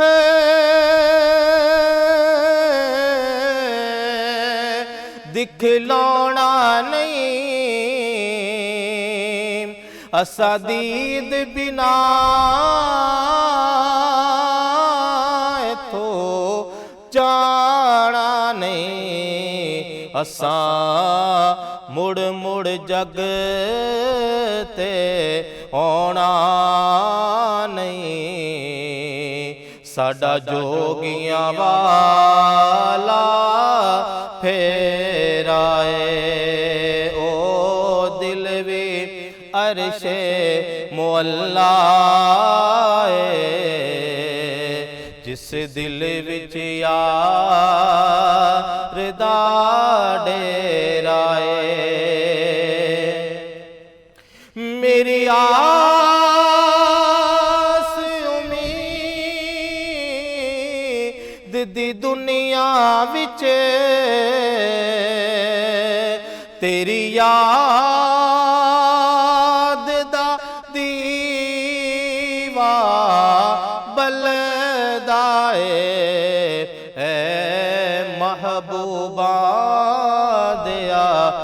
महबूबा ए सारा ही चानन तेरा है ओ दिल भी अरशे मुअल्ला जिस दिल विच यार दा डेरा चल आज़म ओथे चल वसीए जिथे यार दा आना जाना उस नगरी विच की रहना जिथे सजना बाज हनेरा ओ दिल भी अरशे मुअल्ला जिस दिल विच यार दा डेरा उस नगरी नू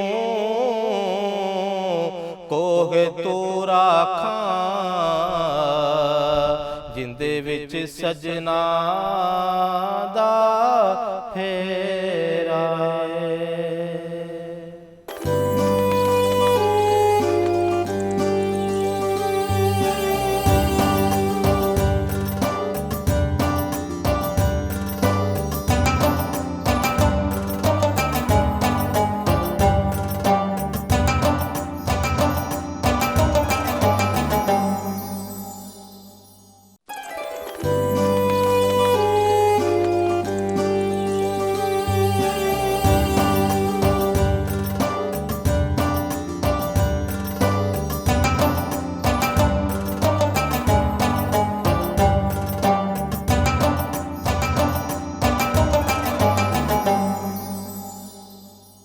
सुभान अल्लाह, माशाल्लाह, नाते रसूल मकबूल सल्लल्लाहु अलैहि वसल्लम आपने सुनी। अब आगे बढ़ते हैं अपने सेगमेंट के जानिब। और रमज़ानुल मुबारक का तीसरा अशरा शुरू हो चुका है। ये वो मुबारक दिन है जिन्हें जहन्नुम से निजात का अशरा कहा जाता है। गोया रब करीम अपने बंदों को एक और मौका दे रहा है कि आओ मेरी तरफ लौट आओ और अपनी मग़फ़िरत का सामान कर लो। यही वो अशरा है जिसमें लैलतुल क़द्र जैसी अजीम रात छुपी हुई है, एक ऐसी रात जिसकी इबादत 1000 महीनों की इबादत से भी बेहतर है। तो ज़रा एक लम्हे के लिए तसव्वुर करें कि एक रात मगर अजर ऐसा जैसे पूरी ज़िंदगी इबादत। नबी करीम सल्लल्लाहु अलैहि वसल्लम जब रमज़ान के आखिरी 10 दिनों में दाखिल होते तो अपनी इबादत में बेहद इजाफ़ा फरमा देते।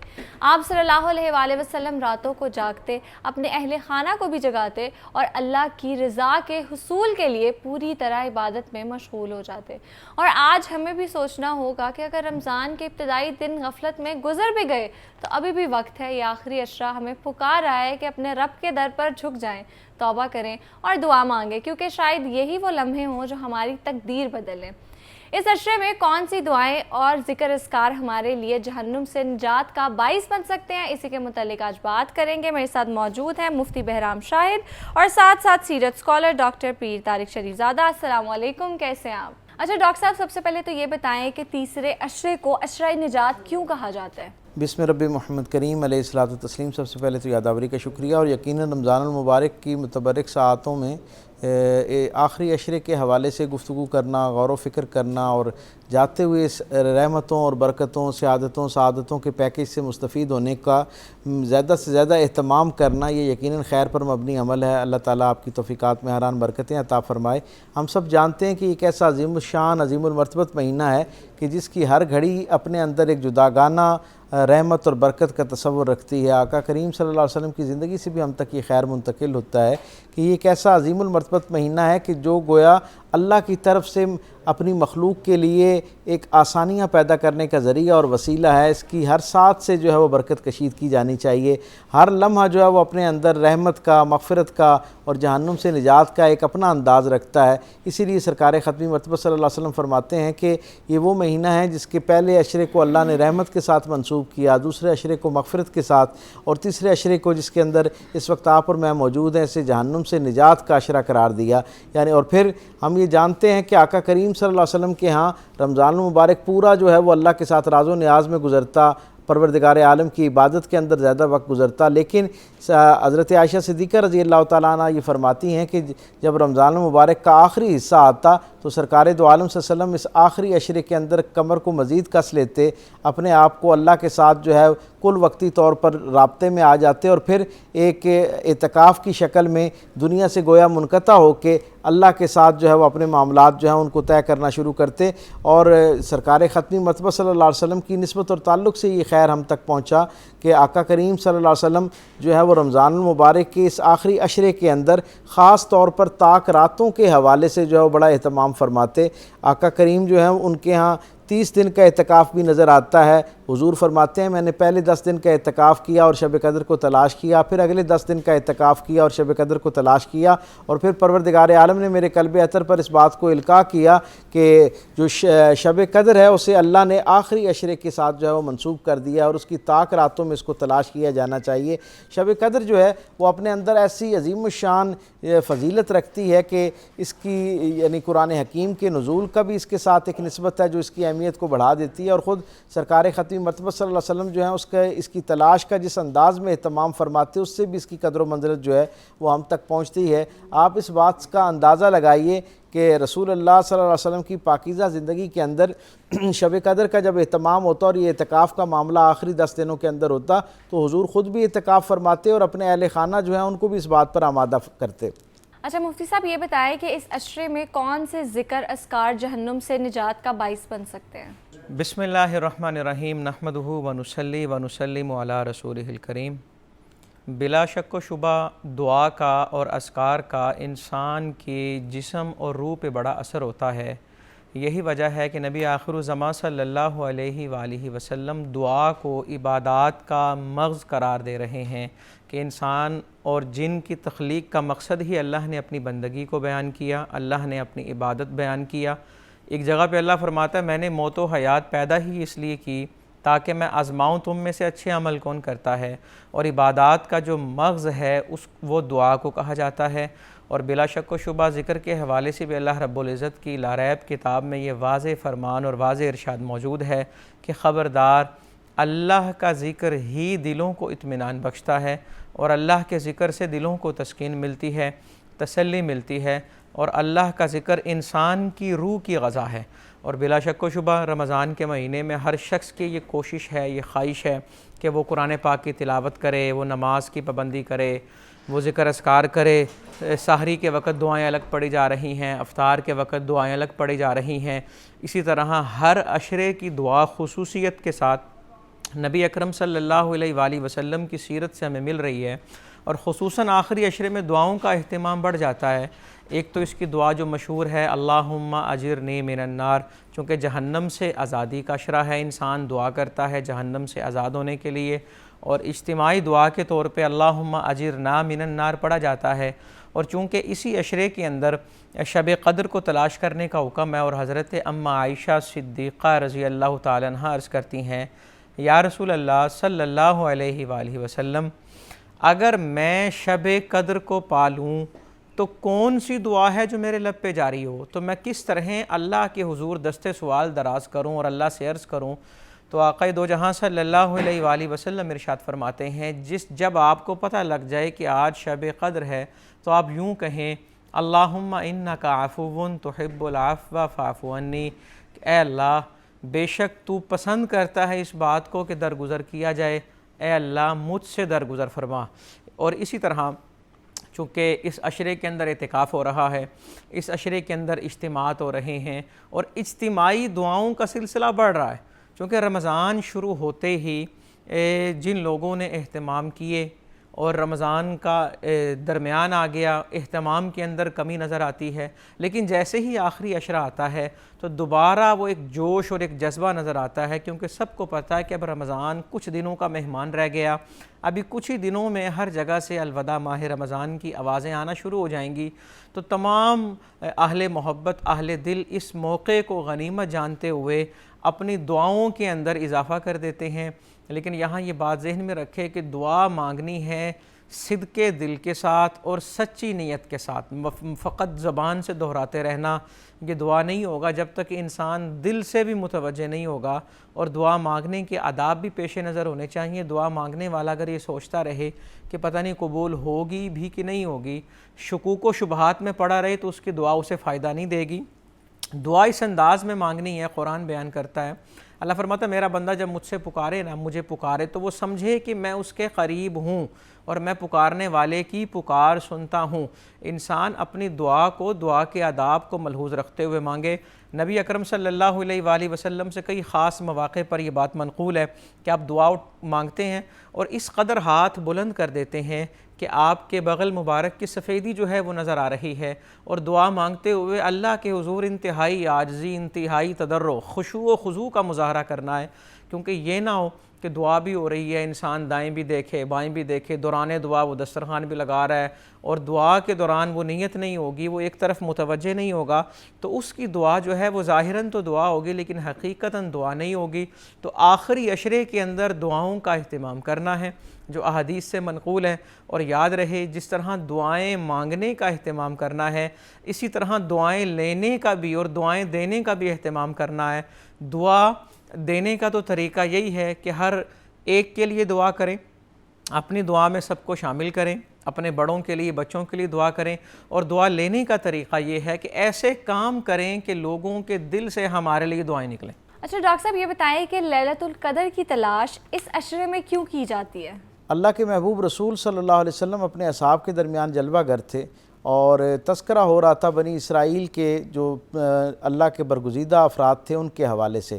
سرکار ختمی مرتبہ صلی اللہ علیہ وسلم نے فرمایا کہ ان میں ایک شخص ایسا تھا جس نے 1000 مہینے سے زیادہ اللہ کے رستے کے اندر جو ہے وہ جہاد کیا، اللہ کو راضی کرنے کے لیے ریاضت اور مجاہدہ کیا۔ اصحاب رسول نے جب یہ بات سنی تو ان کے دل پر یہ بڑا اس نے اثر کیا، اور انہوں نے سرکار ختمی مرتبہ صلی اللہ علیہ وسلم کی بارگاہ میں عرض کیا کہ اے اللہ کے محبوب رسول، ہماری تو عمریں بھی اتنی نہیں ہیں جتنا اس شخص کو جو ہے اللہ تعالیٰ نے اپنے رستے میں جو ہے خدمت پیش کرنے کا موقع دیا۔ سرکار دو عالم نے جب غور فرمایا تو حضور کی طبیعت کے اوپر بھی ایک درجے کا ملال آیا۔ تھوڑی دیر کے بعد مجلس برخاست ہونے سے پہلے ہی پروردگار عالم نے اپنے محبوب رسول صلی اللہ علیہ وسلم کی دلجوئی کے لیے جناب جبرائیل علیہ السلام کو بھیجا، اور انہوں نے آ کے رسول رحمت صلی اللہ علیہ وسلم کو یہ بشارت دی کہ پروردگار عالم نے آپ کی امت کے لیے ایک جو ہے وہ ایسی رات متعین کر دی ہے جو ایک رات 1000 سال سے بہتر ہے، یعنی اگر اس ایک رات میں عبادت کی جائے تو وہ لگ بھگ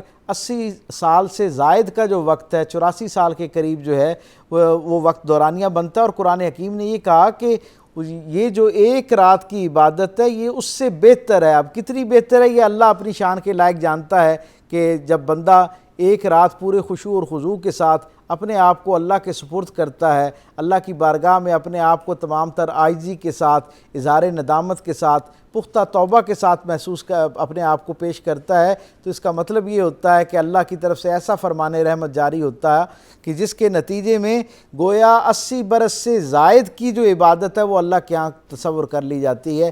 سرکار ختمی مرتبہ صلی اللہ علیہ وسلم نے جب یہ بات فرمائی تو اصحاب نے عرض کیا یا رسول اللہ ہم اس رات کو کیسے تلاش کریں؟ تو حضور نے فرمایا کہ پروردگار عالم نے یہ بشارت عطا کی ہے کہ اسے عشرہ مغفرت، عشرہ جو آخری عشرہ ہے اس کی جو طاق 5 راتیں ہیں، یعنی 21 کی رات ہے، 23 کی، 25 کی، 27 کی اور 29 کی جو رات ہے اس کے اندر اس کو تلاش کیا جائے۔ اچھا مفتی صاحب یہ بتائیں کہ اعتکاف اور تیسرے عشرہ اس کا آپس میں کیا تعلق ہے؟ بلا شک و شبہ سنت مؤکدہ علی الکفایہ جس اعتکاف کو کہا جاتا ہے وہ رمضان کے آخری عشرے کے اندر ہی کیا جاتا ہے، اور ظاہر ہے یہ ایک پروپر اعتکاف ہے، اس کا طریقہ کار ہے۔ اعتکاف کا لفظی مطلب تو یہی ہے ٹھہرنا، مخصوص نیتوں کے ساتھ، عبادت کی نیت سے مرد کا روزے کے ساتھ مسجد میں ٹھہرنا، یہ اعتکاف کہلاتا ہے۔ اور اعتکاف ظاہر ہے آخری عشرے میں ہی اس کو کیوں رکھا جا رہا ہے، اس کے اندر بہت ساری حکمتیں۔ پہلی حکمت تو یہ ہے چونکہ شب قدر آخری عشرے میں اللہ نے رکھی اور شب قدر کو ڈھونڈنا ہے، تو لہٰذا اعتکاف جیسی نعمت بھی آخری عشرے میں رکھی، کیونکہ اعتکاف میں بیٹھنے والے کا مقصد یہ نہیں ہوگا صرف گوشہ نشینی نہیں ہے۔ ہمارے ہاں لوگ یہ سمجھتے ہیں کہ اعتکاف میں جو بیٹھا اس نے منہ چھپا لینا ہے، اس نے کسی سے بات نہیں کرنی، خیمے کے اندر چلے جانا۔ اعتکاف کا یہ مقصد نہیں ہے۔ اعتکاف کا مقصد کیا ہے کہ وہ اللہ کے حضور سربہ سجود رہے، وہ راتوں کو قیام کرے، اور وہ دن کو سوئے۔ رات کو قیام کرنے کا مطلب یہ ہے کہ وہ رات کو اس رب کے حضور بیٹھا رہے جس کے بارے اللہ خود فرماتا ہے اپنے بارے لا تأخذہ سنۃ ولا نوم، کہ اسے تو اونگ بھی نہیں آتی، نیند بھی نہیں آتی، اور وہ یہی چاہتا ہے کہ اس کو ماننے والے جو ہیں، اس کے سامنے کھڑے ہونے والے جو ہیں، وہ بھی رات کے وقت اونگ اور نیند سے باز رہیں۔ یہی وجہ ہے کہ ایک اور مقام پہ قرآن میں اللہ رب العزت رحمان کے بندوں کی یہ شان بیان کر رہا ہے کہ یہ راتوں کو سجدے اور قیام میں گزارتے ہیں، اور یہ بستر گاہوں سے الگ رہتے ہیں۔ اور الگ کیوں رہتے ہیں؟ کہ انہیں اللہ کو راضی کرنا ہے۔ اور اعتکاف کے اندر بھی انسان کے پاس بڑا خاص موقع ہوتا ہے کہ وہ ہر رات، ضروری نہیں ہے کہ اعتکاف کرنے والا صرف طاق رات کو ہی جاگے، وہ جفت رات کو بھی جاگے، کیونکہ فقہا یہ بات فرماتے ہیں کہ شب قدر صرف اس کو نہیں ملے گی جو طاق راتوں کو جاگتا ہے، بلکہ اس کو ملے گی جو ہر رات کو دیکھتا ہے۔ ظاہر ہے جب تک کسی انسان نے ایک کھوٹی چیز کو نہ دیکھا ہو، اس کے لیے فیصلہ کرنا مشکل ہوگا کہ کھری چیز کیا ہے۔ تو جو ساری راتوں پہ نظر رکھتا ہے تو پھر اس کے لیے شب قدر آسان ہو جاتی ہے۔ یہی وجہ ہے، یہی معاملات ہیں کہ رمضان کے آخری عشرے کو اعتکاف کے ساتھ، اور آخر کے اندر نا جو چیز جب ایک معاملہ آخر میں آ جاتا ہے تو اس کے اندر کوشش ہوتی ہے کہ زیادہ سے زیادہ میکسیمم جو ہو سکتا ہے وہ کرے، جتنا اہتمام ہو سکتا ہے کرے۔ اسی وجہ سے دیکھا جاتا ہے کہ پہلے عشرے میں بھی وہ اعتکاف نہیں، دوسرے میں بھی نہیں۔ نفل اعتکاف کو کرنا چاہے تو کر، لیکن سنت اعتکاف آخری عشرے میں ہے، صرف اسی لیے کہ رمضان جا رہا ہے، اور جاتے رمضان کی جتنی بہاریں سمیٹی جا سکتی ہیں اس کو سمیٹ کے اپنے آپ کو مستفید کر سکیں۔ اچھا ڈاکٹر صاحب یہ بتائیں کہ اس عشرے میں عبادات تو ضروری ہیں ہی، لیکن ساتھ ساتھ اپنے اخلاق کو بدلنا، اپنے رویوں کو بدلنا، یہ کتنا ضروری ہے؟ یقیناً ہم سب جانتے ہیں کہ رمضان المبارک جو ہے وہ ہمارے لیے ایک تربیت گاہ کی حیثیت رکھتا ہے، اور اس میں جہاں ہم نے اپنی عبادات کے معمولات کو درست کرنا ہے، اس کے معمولات کے ساتھ ساتھ اپنے معاملات کو درست کرنے کی بھی کوشش کرنی ہے۔ میں یہ سمجھتا ہوں کہ اخلاقیات کے حوالے سے یہ ایک بہترین درسگاہ ہے ہمارے لیے، ایک بہترین موقع ہے کہ جہاں اللہ کی رحمت ہمارے قریب تر ہے، اور گویا ہمیں اپنی آغوش میں لینے کے لیے تیار اور آمادہ ہے۔ صرف ہم نے ایک خاص معاملہ یہ کرنا ہے کہ ہر وہ شخص جو پروردگار عالم سے رحمت کا طلبگار ہو، اسے اپنے رویوں میں، اپنے گرد و پیش میں حرمت اور قربت کے رشتوں کے ساتھ رحمت والا معاملہ کرنا چاہیے، شفقت والا معاملہ کرنا چاہیے۔ اور پھر جو شخص پروردگار عالم کی طرف سے کامل مغفرت کا خواہش مند ہو کہ اس کی کامل مغفرت کر دی جائے، اس کے گناہوں پر پروردگار عالم کی طرف سے فرمان رحمت جو ہے وہ جاری ہو جائے، اس شخص کو چاہیے کہ وہ اپنے گرد و پیش کے لوگوں کی طرف سے جو اس تک دل آزاری کے ذرائع پہنچے ہیں، وہ ان سب کی طرف سے اپنے دل کو صاف کر لے، اب ان کو معاف کرنا شروع کرے۔ یعنی جب بندہ اللہ کی مخلوق کو معاف کر کے اللہ کی بارگاہ میں پہنچتا ہے تو اس کے لیے مغفرت کا پیغام جو ہے وہ آسان ہو جاتا ہے، اس کے لیے اللہ کی بشارت کا زیادہ حق جو ہے وہ اس شخص کے لیے وہ حقدار ہو جاتا ہے اس کا۔ میں یہ سمجھتا ہوں کہ رمضان المبارک میں جہاں نماز روزہ اور اس کی طرف زیادہ توجہ دی جائے، رات کی جو ہے وہ اللہ کے ہاں قیام اور قرآن حکیم کی تلاوت کو جیسے اپنے معمولات کا حصہ بنایا جائے، وہاں پر صدقہ و خیرات کے ذریعے بھی اور اپنے رویوں کے ذریعے بھی جو ہے وہ ایک سخاوت کا مظاہرہ کرنا چاہیے، تاکہ ہمارے گرد و پیش کے جو مختلف رشتے ہمارے ساتھ ہیں ان کے ساتھ بھی ہمارے معاملات اور معمولات جو ہیں وہ درست ہونا شروع ہو جائیں، کیونکہ پروردگار عالم کی رضا پانے کا راستہ جو ہے مخلوق کو راضی کرنے سے ہی حاصل ہوتا ہے۔ میں یہ سمجھتا ہوں کہ ہمیں اس مقدس مہینے کے آخری ایام میں زیادہ اہتمام کے ساتھ اپنے دلوں کو کشادہ کرتے ہوئے وہ لوگ جن کی طرف سے ہمیں تکلیف پہنچی ہے یا ہمارے کسی رویے سے جانے انجانے میں کسی اور تک تکلیف پہنچی ہے، کسی کی دل آزاری ہوئی، کسی کی حق تلفی ہوئی، میں یہ سمجھتا ہوں یہ کیونکہ معاف کرنے کا اور معافی طلب کرنے کا مہینہ ہے، اس لیے مخلوق سے بھی معافی کے لیے اپنے آپ کو تیار کیا جائے، پورے وقار کے ساتھ لوگوں کو معاف کیا جائے، اور پھر اس معافی کے عمل کے بعد مخلوق سے جب آپ فارغ ہو جائیں تو پھر پروردگار عالم کی بارگاہ میں اپنی معافی پیش کریں اور اسے پروردگار عالم کے سامنے معافی پیش کرتے وقت یہ اپنی عرضی پیش کریں کہ مالک میں نے صرف تیری رضا کے لیے، کہ تجھے بندوں کا آپس میں ایک دوسرے کو معاف کرنا پسند ہے، تیری رضا کے حصول کے لیے میں نے تیری ساری مخلوقات کی طرف سے اپنے دل کو صاف کر لیا، سب کو معاف کر دیا، سب سے معافی لے لی، اب تو اپنی شان کرم کا مظاہرہ کرتے ہوئے مجھے بھی اپنی کامل بخشش اور کامل مغفرت جو ہے اس سے نواز۔ اچھا مفتی صاحب آپ سے بھی میرا یہی کوشچن ہے، اس حوالے سے بتائیں۔ بالکل اسی طرح عبادات محض کسی چیز کو رٹنے کا نام نہیں، یا کسی عمل کو دہرانے کا نام نہیں۔ میں عرض کرتا چلوں عبادات جو نماز روزہ ہم سمجھتے ہیں نا کہ صرف نماز ہی عبادت ہے، صرف روزہ ہی عبادت ہے، صرف زکوٰۃ دے دی، حج کر دی، یہ فرائض ہیں۔ فرائض کا مطلب کیا ہے کہ یہ ہر ایک نے کرنے ہیں۔ جو وقت کے بہت بڑے محدث ہیں انہوں نے بھی یہ کرنے ہیں، اور جو وقت کا سب سے گناہ گار آدمی ہے اس نے بھی یہ کرنا ہے۔ زکوٰۃ کی شرح سب پہ برابر ہے، نماز سب پہ ایک ہی جیسی فرض ہے، رکھتے ہیں سب نے ایک ہی پڑھنی ہے، لیکن اللہ کی بارگاہ میں انسان کا معیار دیکھنے کے لیے صوم و صلات کو نہیں دیکھا جاتا بلکہ معاملات کو دیکھا جاتا ہے۔ اور متعدد روایات سے یہ بات ثابت ہے، فرمایا جا رہا ہے کہ نیک کون ہے یہ دیکھنے کے لیے صوم و صلات نہیں بلکہ اس کے معاملات دیکھے جائیں گے کہ اس کا لوگوں کے ساتھ رویہ کیا ہے، وہ لوگوں کے بارے سوچتا کیسے ہے، ان کے لیے دسترخوان کس طرح بچھا رہا ہے، ان کی مصیبتوں کو کس طرح کم کر رہا ہے، کسی کا دست و بازو کس طرح بن رہا ہے۔ یہی وجہ ہے کہ ایک روایت میں بات ارشاد فرمائی گئی ہے کہ اپنے ایمان کو مضبوط کرنا چاہتے ہو تو لوگوں کے لیے وہی چیز پسند کرو جو اپنے لیے پسند کرتے ہو۔ جو سٹینڈرڈ میرا اپنے لیے ہے مجھے وہی لوگوں کے لیے بنانا ہوگا۔ اور ایک اور جگہ حضور علیہ الصلوۃ والسلام یہ ارشاد فرما رہے ہیں کہ تم میں سے بہتر وہ ہے جو اپنے اہل خانہ کی نظر میں بہتر ہے، یعنی کہ کہیں پر بھی بہتری کا معیار یہ نماز اور روزے ان چیزوں کو نہیں کہا جا رہا چونکہ یہ فرائض ہیں۔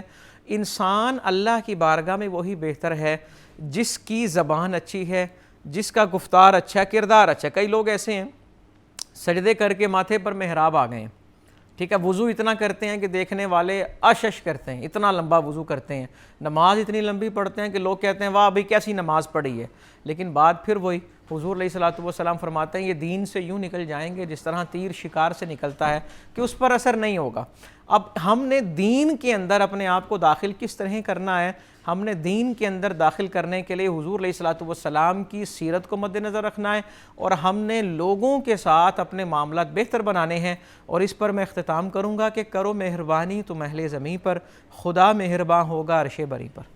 اچھا مفتی صاحب توبہ اور استغفار کے حوالے سے بات کر لیتے ہیں کہ تیسرے عشرے میں یہ زیادہ کیوں کی جاتی ہے اور اس کی اتنی زیادہ اہمیت کیوں ہے؟ دیکھیں جی یہاں پہ میں عرض کرتا چلوں کہ توبہ اور استغفار کا تعلق صرف تیسرے عشرے سے نہیں ہے جی، توبہ اور استغفار کا تعلق انسان کے ہر لمحے سے ہے، کیونکہ اگر ایک شخص رمضان کے آغاز میں یہ سوچتا رہا کہ میں دوسرے عشرے میں توبہ کروں گا اور دوسرا عشرہ آنے سے پہلے ہی وہ فوت ہو گیا، اور اگر وہ یہی نظریہ تیسرے عشرے کے بارے میں رکھے، اور کئی لوگ تیسرے عشرے کے بارے میں بھی 27ویں رات پہ لے جاتے ہیں کہ وہ شب توبہ ہے، تو اگر اس سے پہلے زندگی ہی وفا نہ کرے، انسان کی زندگی کا سورج غروب ہو جائے تو پھر وہ کس طرح توبہ کرے گا؟ توبہ ہم نے کرنی ہے قبل اس کے کہ توبہ کا دروازہ بند ہو جائے۔ اور توبہ کا دروازہ بند کب ہوتا ہے؟ جب انسان کے پیروں میں سے روح نکلتی ہے اور جان نکلنا شروع ہو جاتی ہے۔ تو لہٰذا ہم نے توبہ اور استغفار کو رمضان کے آخری عشرے کے ساتھ خاص نہیں کرنا۔ ہم یہ نہ سوچیں کہ کل کریں گے، یہ بھی نہ سوچیں رات کو کریں گے، ابھی توبہ کریں، ابھی استغفار کریں، اور توبہ اور استغفار کو سمجھیں کہ یہ کیا چیز ہے۔ 3 چیزیں اس کے لیے بنیادی شرط ہیں۔ نمبر 1 علم، نمبر 2 ندامت، نمبر 3 ارادہ۔ علم اس بات کا کہ میں کتنا گنہگار ہوں، اور علم اس بات کا کہ وہ پکڑے تو کس طرح پکڑتا ہے۔ ندامت اس بات کی کہ مجھے اپنے کیے پر شرمندگی ہو رہی ہے۔ جو بندہ اپنے کیے پر شرمندہ نہ ہو اس کی توبہ مصنوعی جھوٹی ہوتی ہے، حقیقی توبہ نہیں ہوتی۔ ہم اپنے معاشرے میں دیکھتے ہیں کئی لوگ بڑے جب صلح کرواتے ہیں تو وہ کہتے ہیں جی ہم آپ کے کہنے پہ معافی مانگ رہے ہیں، تو یہ معافی نہیں ہوتی کیونکہ وہ دل سے نہیں مانگ رہا۔ تو جب تک اللہ کے حضور ہم دل سے ندامت کا اظہار کرتے ہوئے معافی نہیں مانگیں گے تو توبہ نہیں ہوگی۔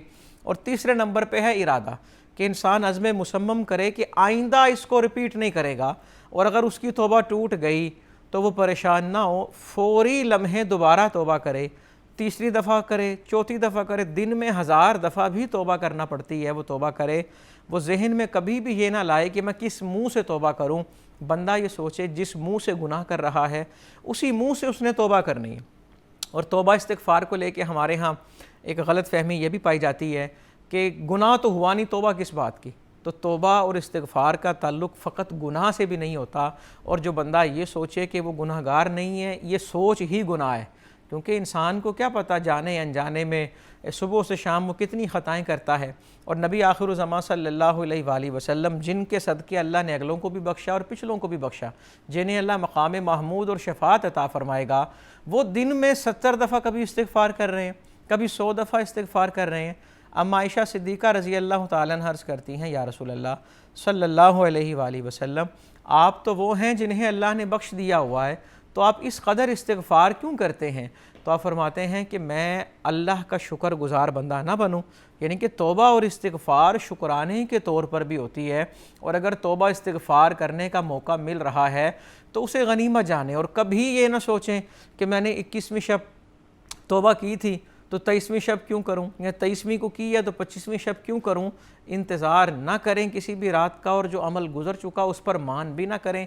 جتنی سانسیں میسر ہیں اسے کوشش کریں اللہ کے حضور گڑ گڑاتے ہوئے گزاریں. ایک حدیث کا مفہوم ہے اللہ رب العزت کی بارگاہ میں تسبیح کے دانوں کے کھٹکنے سے زیادہ رونے والوں کا رونا پسندیدہ ہے، جو اللہ سے ڈرتے ہوئے روتے ہیں. تسبیح پکڑ کے انسان دانے کھٹکاتا رہے، ہزاروں دانے کی تسبیح پڑھ لے، لیکن اللہ کو وہ اتنا پسند نہیں ہے جتنا یہ پسند ہے کہ کوئی اللہ کے خوف کی وجہ سے اپنی آنکھ سے مکھی کے پر جتنا بھی آنسو بہاتا ہے، اور جو آہو بکا اللہ کے خوف کی وجہ سے کرتا ہے. ہم یہ بات کریں، نہ صرف توبہ استغفار نہ کریں، نہ اس کی کیفیات کو بھی اپنائیں کہ توبہ استغفار کا معنی کیا ہے. اللہ سے اگر بخشش مانگنا چاہتے ہیں تو ہمیں اللہ کے بندوں کو معاف بھی کرنا ہوگا، اور معاف کرنے کا معنی یہی ہے کہ جب معاف کر دیا پھر اس چیز کا دوبارہ ذکر نہیں کیا جائے گا. اور دل سے معاف کرنے کا مقصد یہ ہے کہ جسے بخش دیا اس کی ساری باتوں پہ پردہ ڈال دیا اور بھلا دیا. اللہ رب العزت کی شان یہ ہے کہ وہ ستار بھی ہے، غفار بھی ہے. ستار اور غفار کا معنی صرف بخشنے والا یا صرف پردہ ڈالنے والا نہیں. ستار کا مطلب ہے مسلسل پردے ڈالنا، غفار کا مطلب ہے مسلسل بخشنا. مثال کے طور پہ ایک گلاس کے اوپر اگر ایک پردہ ڈالیں تو یہ تو پتہ لگے گا کہ نیچے گلاس ہے، لیکن یہ نہیں پتہ لگے گا کہ شیشے کا ہے، سٹیل کا ہے، کیا رنگ ہے، کیا حیت ہے. اور اگر اس پر اتنے پردے ڈل جائیں، اتنی لیئرز آ جائیں کہ گلاس ہی مخفی ہو جائے، پتہ ہی نہ لگے کہ نیچے گلاس ہے، اس کو کہتے ہیں مسلسل پردے ڈالنا. اللہ ایک پردہ نہیں ڈالتا، ایک پردہ ڈلے تو پتہ لگے گا نیچے گناہ گار ہے. وہ اتنے پردے ڈالتا ہے کہ کسی کو پتہ ہی نہیں لگتا کہ گناہ گار کون ہے. اور اللہ رب العزت یہی چاہتا ہے، اور توبہ استغفار کا معنی یہی ہے کہ بندہ اس رب کے آگے اپنے آپ کو انتہائی جھکا دے جو رب اس بندے کو کہیں پر جھکنے نہیں دے گا. تیسرے عشرے کے حوالے سے بات ہو رہی تھی کہ اس کو عشرہ نجات کیوں کہا جاتا ہے، اور اس میں کون سے ذکر اذکار ہیں جو جہنم سے نجات کا باعث بنتے ہیں. میرے ساتھ موجود تھے سیرت اسکالر ڈاکٹر پیر طارق شریف زادہ، اور ساتھ ساتھ اسلامک اسکالر مفتی بہرام شاہد. بہت شکریہ آپ دونوں کا. That's it for today. ملتے ہیں کل انشاءاللہ. اپنا بہت زیادہ خیال رکھیے گا. اللہ حافظ.